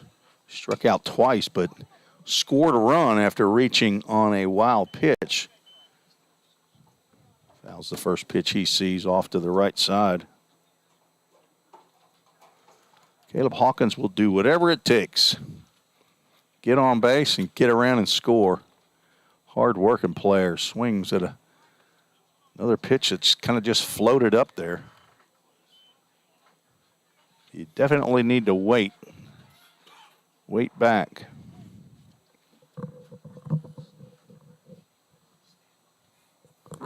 Not going to throw a ball by you. There's a pitch. Catches the outside corner. Caleb Hawkins, of all people, should know that that pitch has been called a strike. several times today. Third strikeout for Hersey and second out of the inning. Brings it to plate Ethan Huddleston, who drove in a run with a base hit. He swings the first pitch he sees. Comes up empty. Huddleston 1 for 2. Struck out looking. Looks like he has the mindset of swinging early and often. And he almost gets hit with a slow off-speed pitch there. It looked like he was ready to take it, but it just missed. That pitch in the dirt gets by Jackson Ward. Count goes to 2 balls and a strike.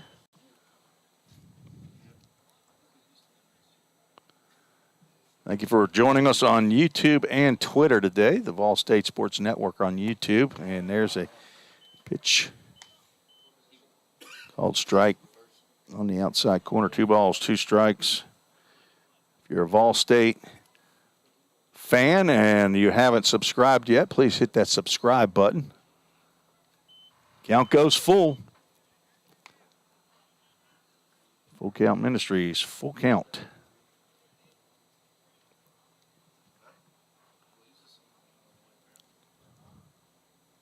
There's a ground ball that just eludes William Burris at third base and gets into left field. So Ethan Huddleston is living right today as he's hit 2 ground balls that have just gotten through. That'll make up for the line drives that he hits right at somebody. He is 2 for 3 on the day, brings to the plate. Sometimes extra hitter, sometimes left fielder, Hunter Searcy. With 2 outs and a runner at first. Pitch goes low and outside. Searcy 1 for 2. Single in the second, strikeout looking in the third. Searcy checks, delivers his pitch that's just a bit high. 2 balls and no strikes.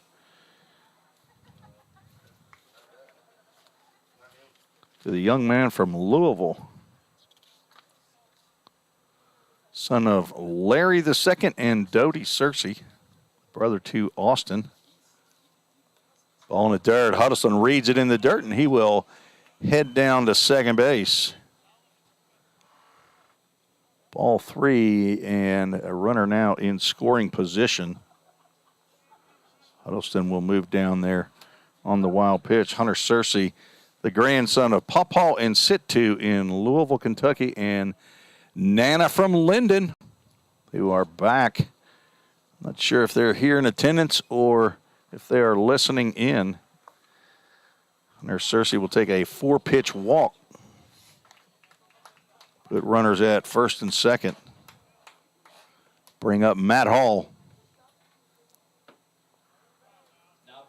First walk of the ball game for J.D. Hersey. He has hit a batter. Struck out 3. As runners at first and second with 2 outs here in the bottom of the 5th inning. Hall sees a pitch that he likes, fouls it off to the right side, and it's like freshman Colin Athey will be after that pitch or that ball, but it's like the Cumberland JV folks are also taking responsibility for getting foul balls. If somebody comes out of the dugout and heads over there for that as well. And that pitch sails over the top of Matt Hall.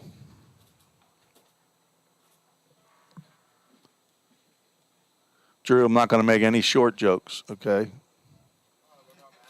Yeah.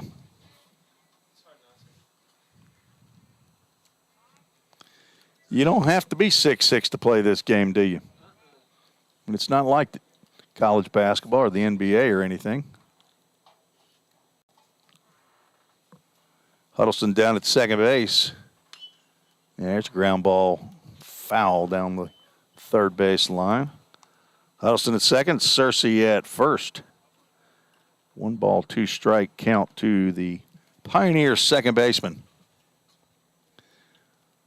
So last year I gave you an email address that you could send comments into. I'm going to try to use Twitter if I could. There's a line drive down the left field line, but again, we'll not be able to keep that one between the lines. Count remains 1 ball, 2 strikes.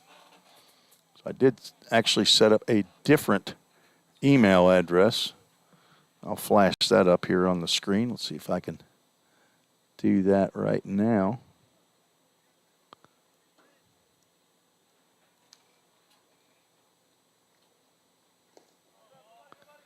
Ball in the dirt. There we go.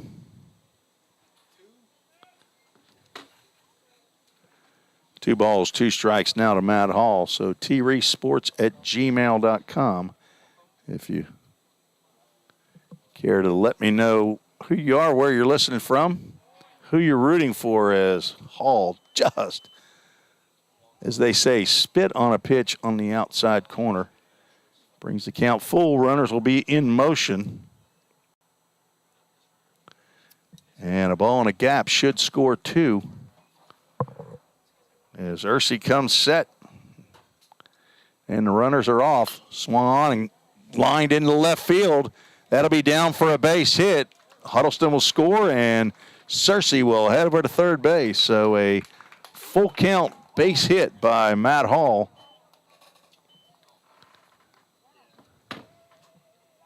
Puts runners at first and third and plates a run. A 2-out RBI by Matt Hall. So he was able to just lift it over the shortstop's head into left field. Huddleston scores the second run of the inning. There's a line drive by Luderman into right field. That'll drive in another run. Nice sweet swing right there by Landon Luderman. He didn't wait long. And there's his first collegiate hit. Drives in a run. Runners now at first and second. 7-2, the Pioneers now lead.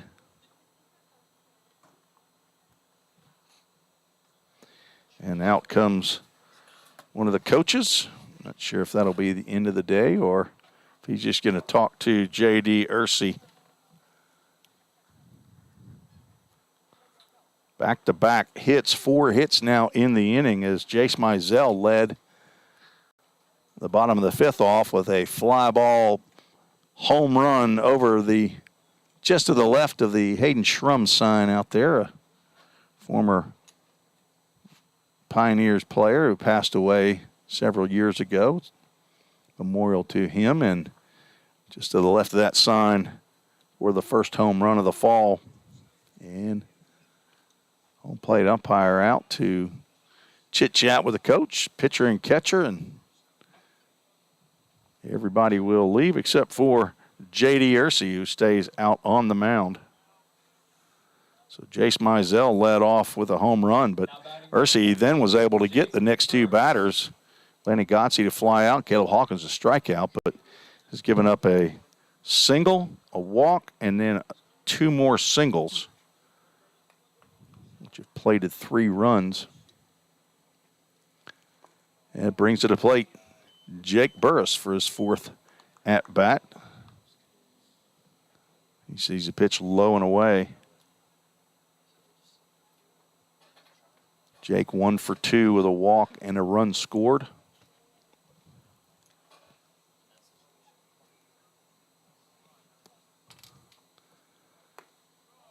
Another pitch, it kind of disappears as soon as it gets to the plate. Looks good, but it just dies. I'm hoping that's the young man's changeup and not his fastball, Drew. I think it was. I am hoping.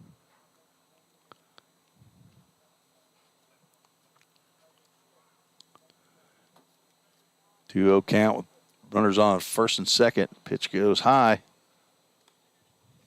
3 balls and no strikes to the third-year player. He got a lot of at-bats Actually, even in 2021, he hit 244, had played in 32 games in 2021. So this is really his third year actually of playing, and he will take a 4-pitch walk, which will load the bases and bring up Jacob Messer. And that looks like that will be the end of the day for J.D. Ursey. As he walks his second batter. And on comes a left-handed reliever. We'll take a break, tell you who it is. Maybe you'll know before I do. But he's going to come into a 2-out, bases-loaded jam. You're listening to the Vol State Sports Network.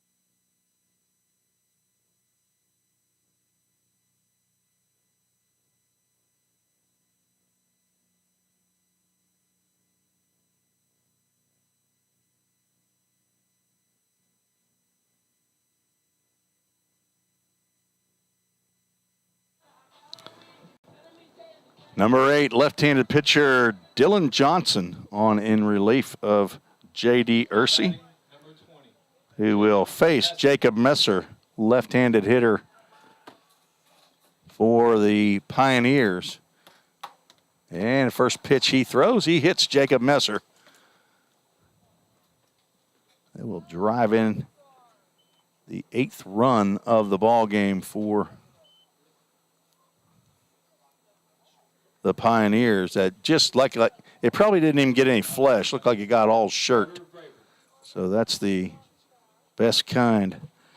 So Carter Vrabel comes to the plate with the bases loaded. 2 outs.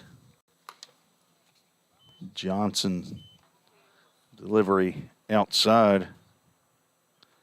I believe one of those 4 home runs that Carter Vrabel hit at Cumberland was a grand slam, and I believe he's just gone yard again, but it's again foul. Over the fence, but foul. Has to wait back a little bit longer. Carter Vrabel. 3-run homer and a 2-run homer. No, a solo shot in game 2 of that swing. There's no doubt what Carter Vrabel is trying to do right here. Down in the count. 1 ball, 2 strikes. Fouled at the plate. Count remains 1 ball, 2 strikes.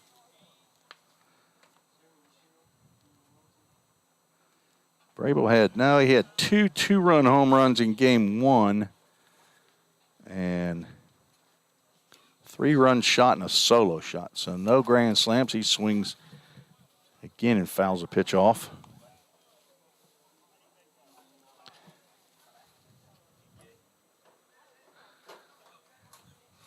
I know he had at least 1 grand slam last year. He might have had it in the spring. He falls down swinging at a breaking pitch at his feet. Carter's going to be in the DH role for a little while, I guess. He's working on rehabbing an injury that keeps him out of playing in the field. Pitch sails high and away. Count goes 2 balls, 2 strikes, 2 outs, and bases are loaded here.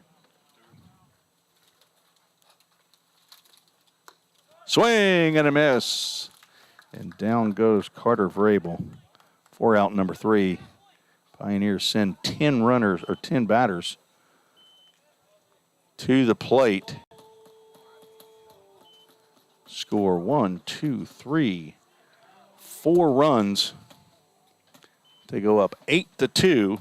Now pitching for your Pioneers, Cade McKee. It would go to the top of the 6th. Vol State leads 8-2. We'll have a pitching change when we come back. You're listening to the Vol State Sports Network.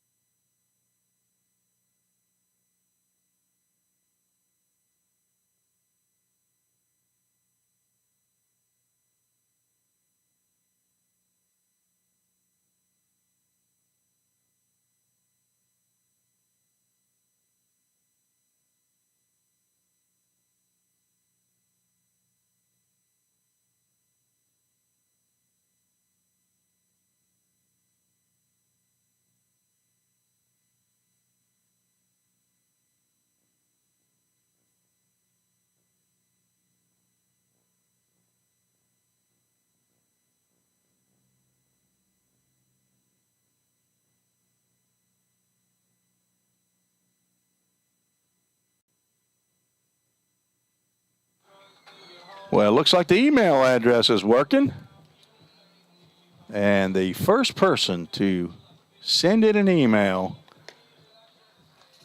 our man Houston High. Well, look, my intern also showed up. My lovely wife has shown up live and in person here. Sue's Houston High was the first one to send in an email. 6'5" right-hander from the city that never sleeps, Creve Hall. Checking in. He's down at Freed Hardeman. Now pitching for the Lions, I believe they're called. Houston High. Good, fine young man. Now batting number 14, Chris Martin. So, Houston, glad you're checking out the broadcast, and good luck to you in your endeavors down there at Freed Hardeman. We have a Summit Concrete call to the bullpen. First pitch by Cade McKee is lined out the left field for a base hit by Chris Martin, the designated hitter. So not the lead-in that you really want for Cade McKee, but it is what it is. Leadoff single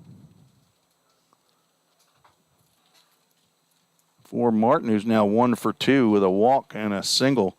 Cade McKee, 5'11", 195-pound left-hander from Georgetown, Kentucky. Attended Scott County High School. Breaking pitch gets in there for called strike. And he is in his 3rd year. He's a redshirt sophomore here at Vol State.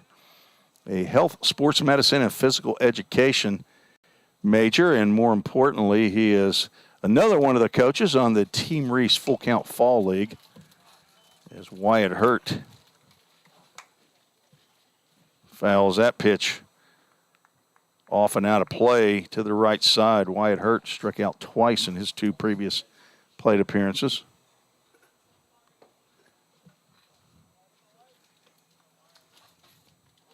The 0-2 pitch. He looks over to first and gets Hurt swinging. 4 out, number 1. McKee is the son of Jim McKee and Sherry Beth Mullenix, and is the brother of Clay and Colby. Grandson of Grandma and Grandpa in Cynthiana, Kentucky, and Pops and Nan also in Cynthiana, Kentucky.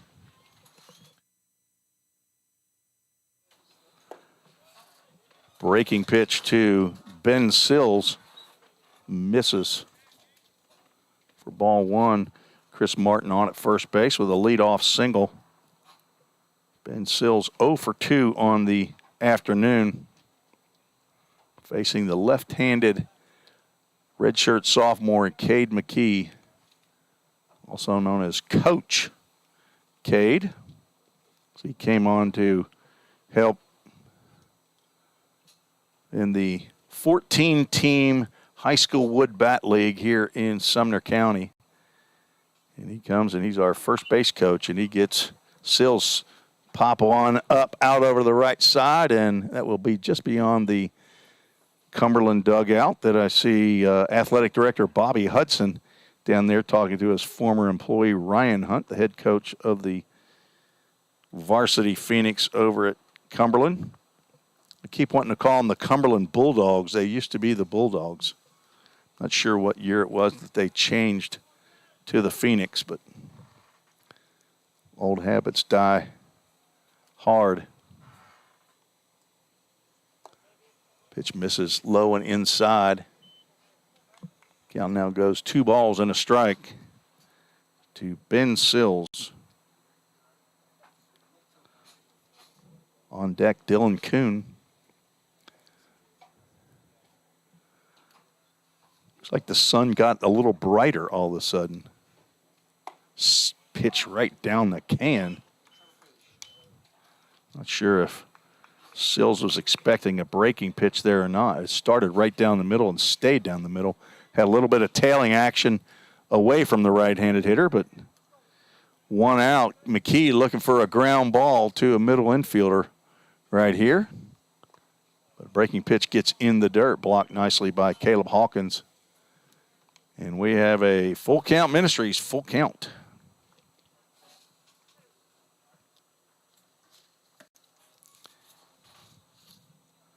McKee had 9 appearances last season, had 9 innings, gave up 9 hits. 4 runs, 3 of them were earned. Had a 3.00 ERA, no decisions. And he gets a fly ball out to right field. Mizell will get over into foul territory and make the play for out number 2. So we do have a full count first pitch foul ball, but results in and out. Much to the liking of young man from Georgetown, Kentucky. Now batting, number 10, Dylan Kuhn. So with 2 outs, that brings, whoops. See, my intern, my lovely wife is here. She's watching me do this scoreboard. And when during broadcast for the full count rhythm, she came and handled that. And guess what I'm going to do? While you're here, I'm going to let you handle it.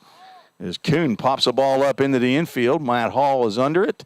We'll make the grab for out number 3 to retire the side. So McKee gives up a leadoff single, but retires the next 3 in order. So no runs, 1 hit, no errors, 1 runner left on base. After 5.5, 8-2, the Pioneers lead. You listen to the Full Count Broadcast Network.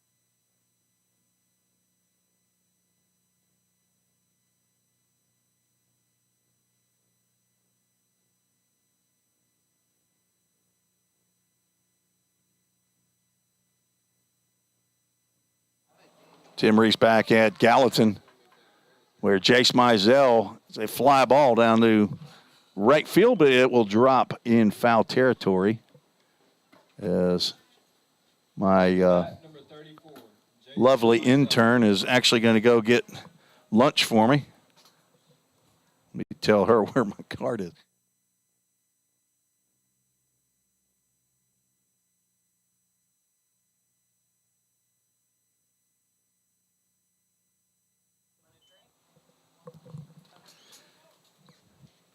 Ball one and strike one to Jace Mizell, who leads off again here in the bottom of the sixth inning. In the bottom of the fifth, he led off with a solo shot to left field. Count goes 1-2. Now he drives the ball out to center field again. That will get over the head of center fielder Wyatt Hurt, and Jace Mizell has his second double of the ball game to go along with that solo shot. He is 3 for 3 on the day, having a fantastic first game of the fall. He is now hit 2 balls over the center fielder's head and 1 over the left field wall. And the first pitch that Landon Godsey sees, he gets plunked again. He must be wearing the gray pants that have the target on him. Going to have to get those off. Second hit batter by Dylan Johnson, who's back out on the mound for the Phoenix. Puts runners at first and second.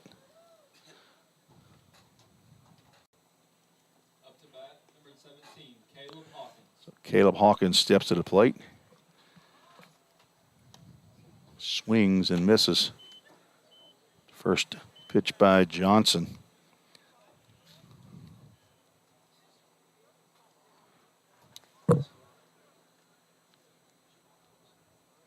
Nine hits now on the day for the Pioneers. 3 of those by Jace Mizell. Caleb Hawkins is looking to get into the hit column himself. He's got 3 Ks on the books. Has scored a run after reaching on a wild pitch on a check swing strikeout. The 0-2 pitch swung on and driven into left field. That'll be down for a base hit. Jace Mizell will be held at third. The bases will now be loaded with Pioneers. So Hawkins gets off the schneid. 1 for 4 now. And the 10th base hit for the Pioneers brings to the plate Ethan Huddleston. 2 singles and an RBI and a run scored. Nobody out, bases loaded. So hello also to Connie and Roger McDaniel.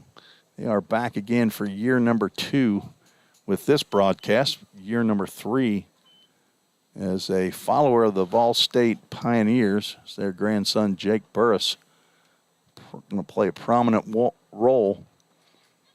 And a pitch goes behind Ethan Huddleston. Will go to the backstop. Everybody will move up a base.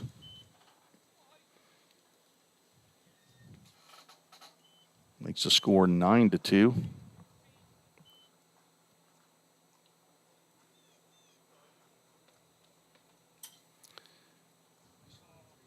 Jace Mizell scores on that wild pitch. Now runners at second and third, and that ball hits Huddleston in the leg. Hopefully it probably didn't hit him on the side that he has the shin guard, as that is to protect from him hitting himself. He doesn't have a shin guard to protect the pitcher hitting him. So the third hit batter by Dylan Johnson loads the bases back for Hunter Searcy, who is 1 for 2 with a single and a walk. Pitch floated in there for called strike 1. So Houston High, Connie McDaniel and Clarissa Harris. I believe that is the mother of Frederick Harris Jr. listening. Thank you, as Cersei tried to wait on that pitch, but could not. Fouled it just past the Pioneers dugout. Cersei down in the count. No balls, 2 strikes. Nobody out. Bases are loaded. Thank you, Clarissa. And there's another hit pitch. Hit by pitch. This one results in an RBI for Hunter Cersei. 10-2, and out of the dugout comes Coach, whose name I don't know. Landon Godsey, who was the first hit batter in the inning, comes in to score.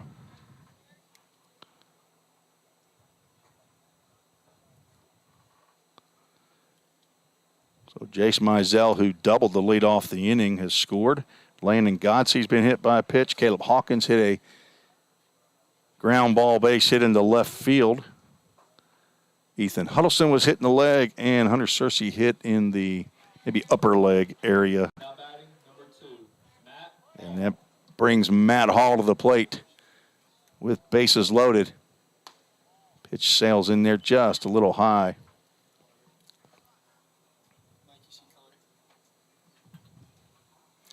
Caleb Hawkins at third, Huddleston at second, and Cersei at first. Count goes 2 balls, no strikes. Matt Hall walked, struck out looking, singled, drove in a run, and scored in the 5th inning. Pitch misses outside. Count goes to 3 balls and no strikes. Doubleheader action today. 2 games scheduled for 7 innings apiece. Nice little crowd showing up here at Pioneer Field, Tim Garrett Baseball Complex, as the 3-0 pitch gets in there for a called strike. Matt Hall has one of those easy smiles. As soon as you come up to him and start talking to him, his first reaction is to start smiling. He swings and drives the ball into right field. That'll get down, drive in 1 run, and everybody will just move up 1 bases. But he had to hold up to see if right fielder Ben Sills was going to make the grab or not, but he's not able to. The bases remain loaded. And Matt Hall gets his second RBI single of the contest. Second hit in the inning. 3rd run scored. Caleb Hawkins comes to the plate. Connor Moss will come in to hit for Landon Luderman, and he sees a pitch sail in there for a called strike. Connor Moss's first at bat, another Stewart's Creek alum, and he drives a ball to the left field. That is high and it is far, but it will hit at the base of the wall. Connor Moss will get into second base with a 2 RBI double, and the ball hops over the third baseman as Matt Hall will come in. So the bases will be cleared other than Connor Moss. 3 runs will score on the bases loaded double. The throw in from left field bounced in front of third baseman William Burris and hopped over his head, and nobody was backing up third base. So has to be an error on the throw. And that will bring Ryan Wells to the plate, and he will be hit with a pitch as he is on instead of Jake Burris.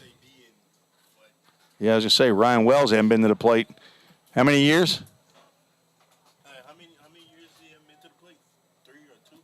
Well, he wasn't there last year, and 3 years. Ryan Wells, who sat out last year with an injury, the 4th hit batter of the inning, 5th hit batter by Dylan Johnson. So Ryan Wells from Eagleville High School on at first base now. Jacob Messer steps to the plate, and he looks at a first pitch from Johnson for a called strike.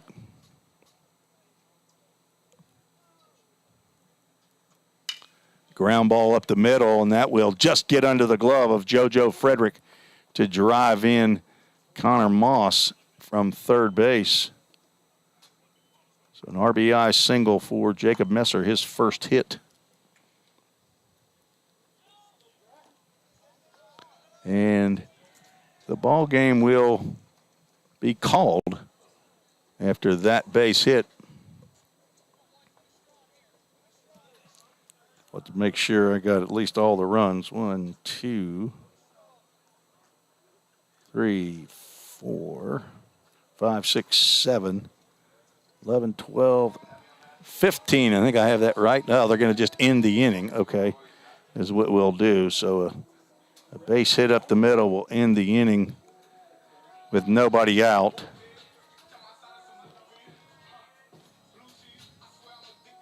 So that's how we'll roll in the fall league. So we'll take a short break.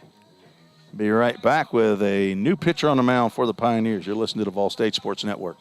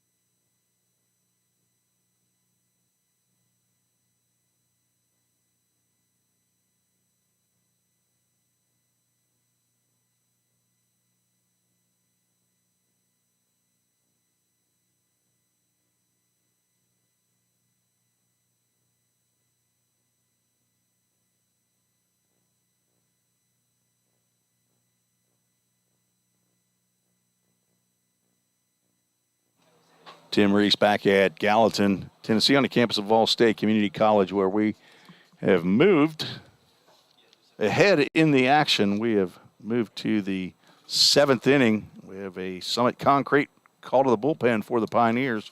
Right-hander Brett Dowling, 6'1", 190-pound freshman, on in relief. Hard-throwing right-hander will face Owen Evan. Dowling out of Green Hill High School in Wilson County. Actually, Jerry Bell, who was up here in the press box, was his pitching coach. We are going to the top of the 7th. 2 balls, no strikes.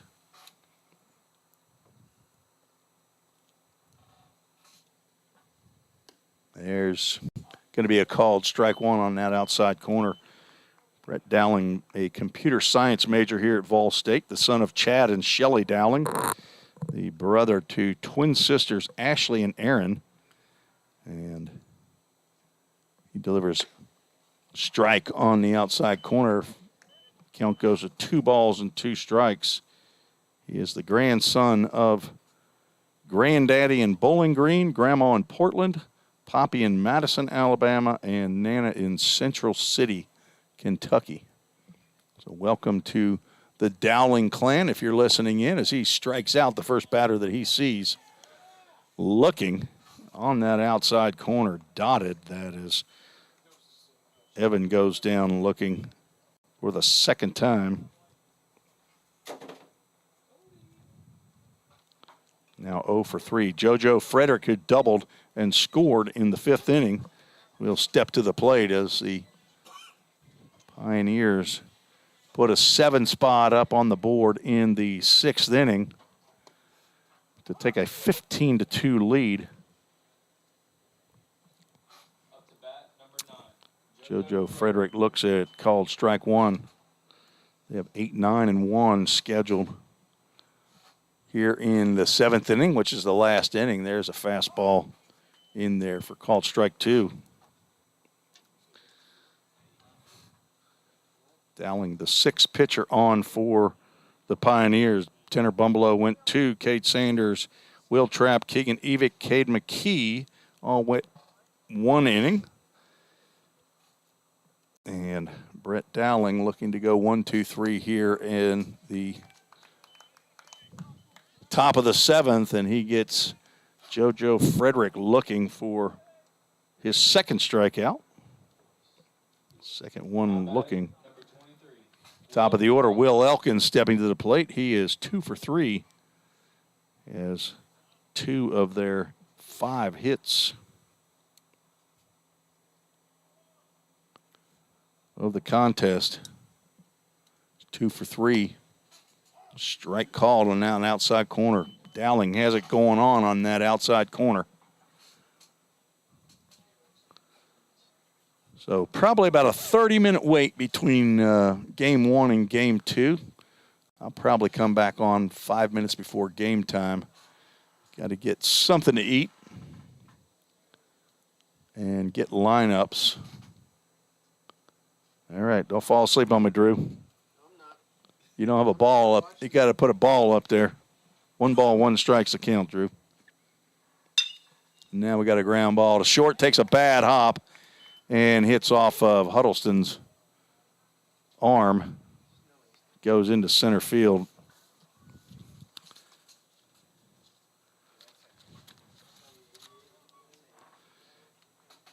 Tough play as a takes a bad hop, but don't see how you can give a young man a base hit on that one. First error of the game for the Pioneers. The runner at first base. And Will Burris stepping to the plate. First pitch he sees, ball 1. He is 1 for 3, ground out twice to the second baseman and singled, drove in a run, single to right field. 5th inning, he fouls ball off to the right side. Ethan Huddleston played shortstop his first year here in 2021. Not sure how many games he actually played at shortstop, but he got in 32 games in 2021. He and Jake Burris both played basically a significant part of the season in a season that junior college and NEIA does not recognize as a season to be played. So it basically is a free season for the players like Ethan Huddleston and Jake Burris, Caleb Hawkins, Jace Mizell. Now, if they were going to transfer to a Division I school, that would be different. Division I, I believe, does count that. 1-2 pitch, breaking pitch outside. Count goes 2 balls and 2 strikes to Will Burris, the third baseman for Cumberland.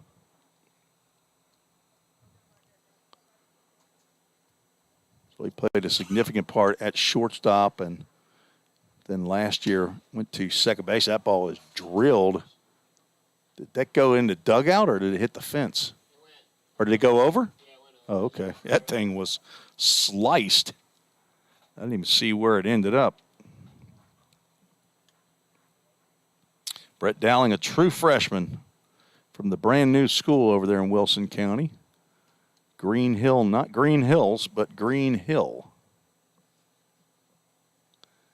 And the pitch swung on and dropped out of the glove of Caleb Hawkins, who retrieves, throws to first. It's in the dirt and not handled cleanly by Landon Godsey.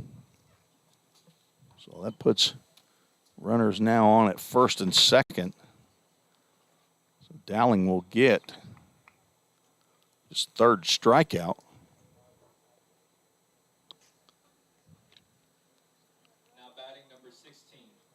But a wild pitch and then an errant throw. Not sure actually how that's ruled. I don't know if he reaches on the error or reaches on the wild pitch. Probably the wild pitch. Don't know that you can assume he's going to throw him out at first base, but good throw would have got him. There's a fastball to Jackson Ward on the inside corner for called strike one.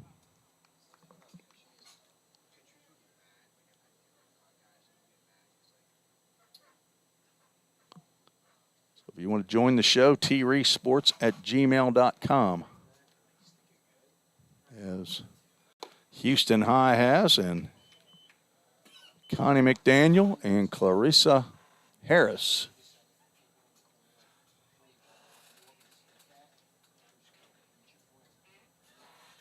There's, hopefully you heard the first shout out.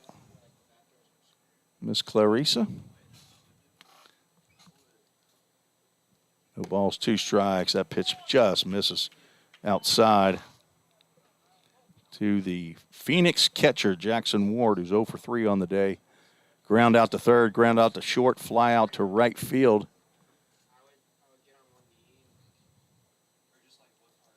All right, that's what we got, a technical problem here.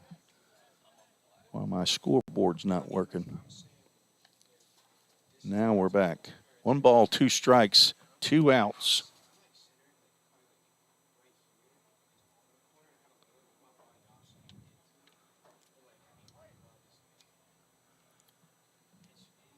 Here in the top of the 7th inning, Pioneers opened it up with 7 runs in the 6th, 4 in the 5th, so scored 11 runs in 2 innings.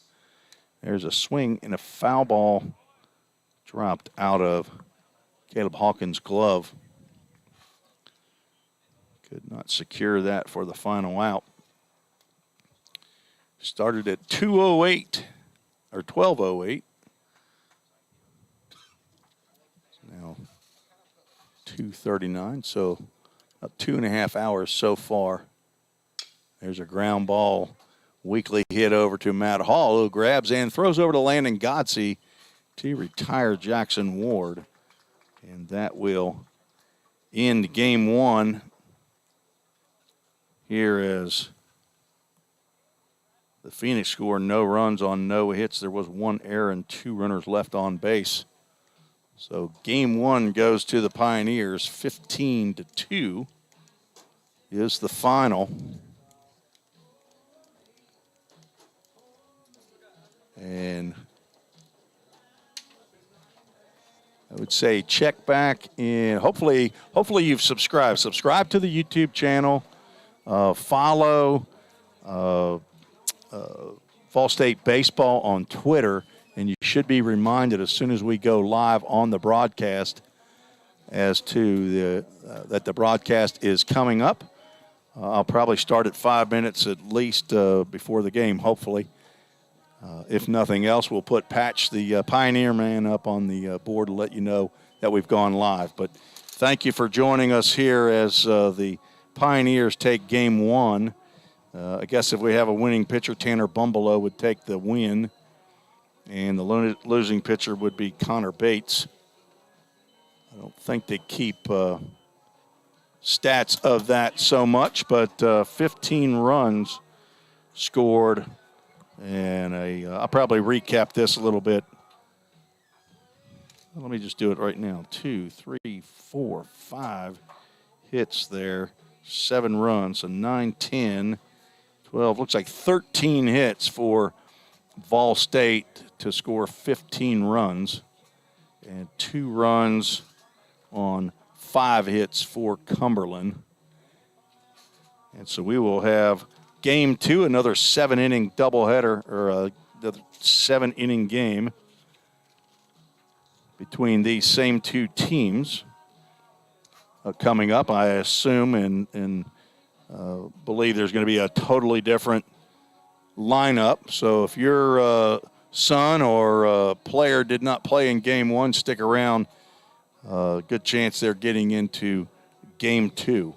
So this is Tim Reese saying, come on back in probably 25 minutes or so, and we'll have game 2 of today's doubleheader action. as the Pioneers win 15-2 over the Phoenix of Cumberland JV team. You've been listening to the Ball State Sports Network.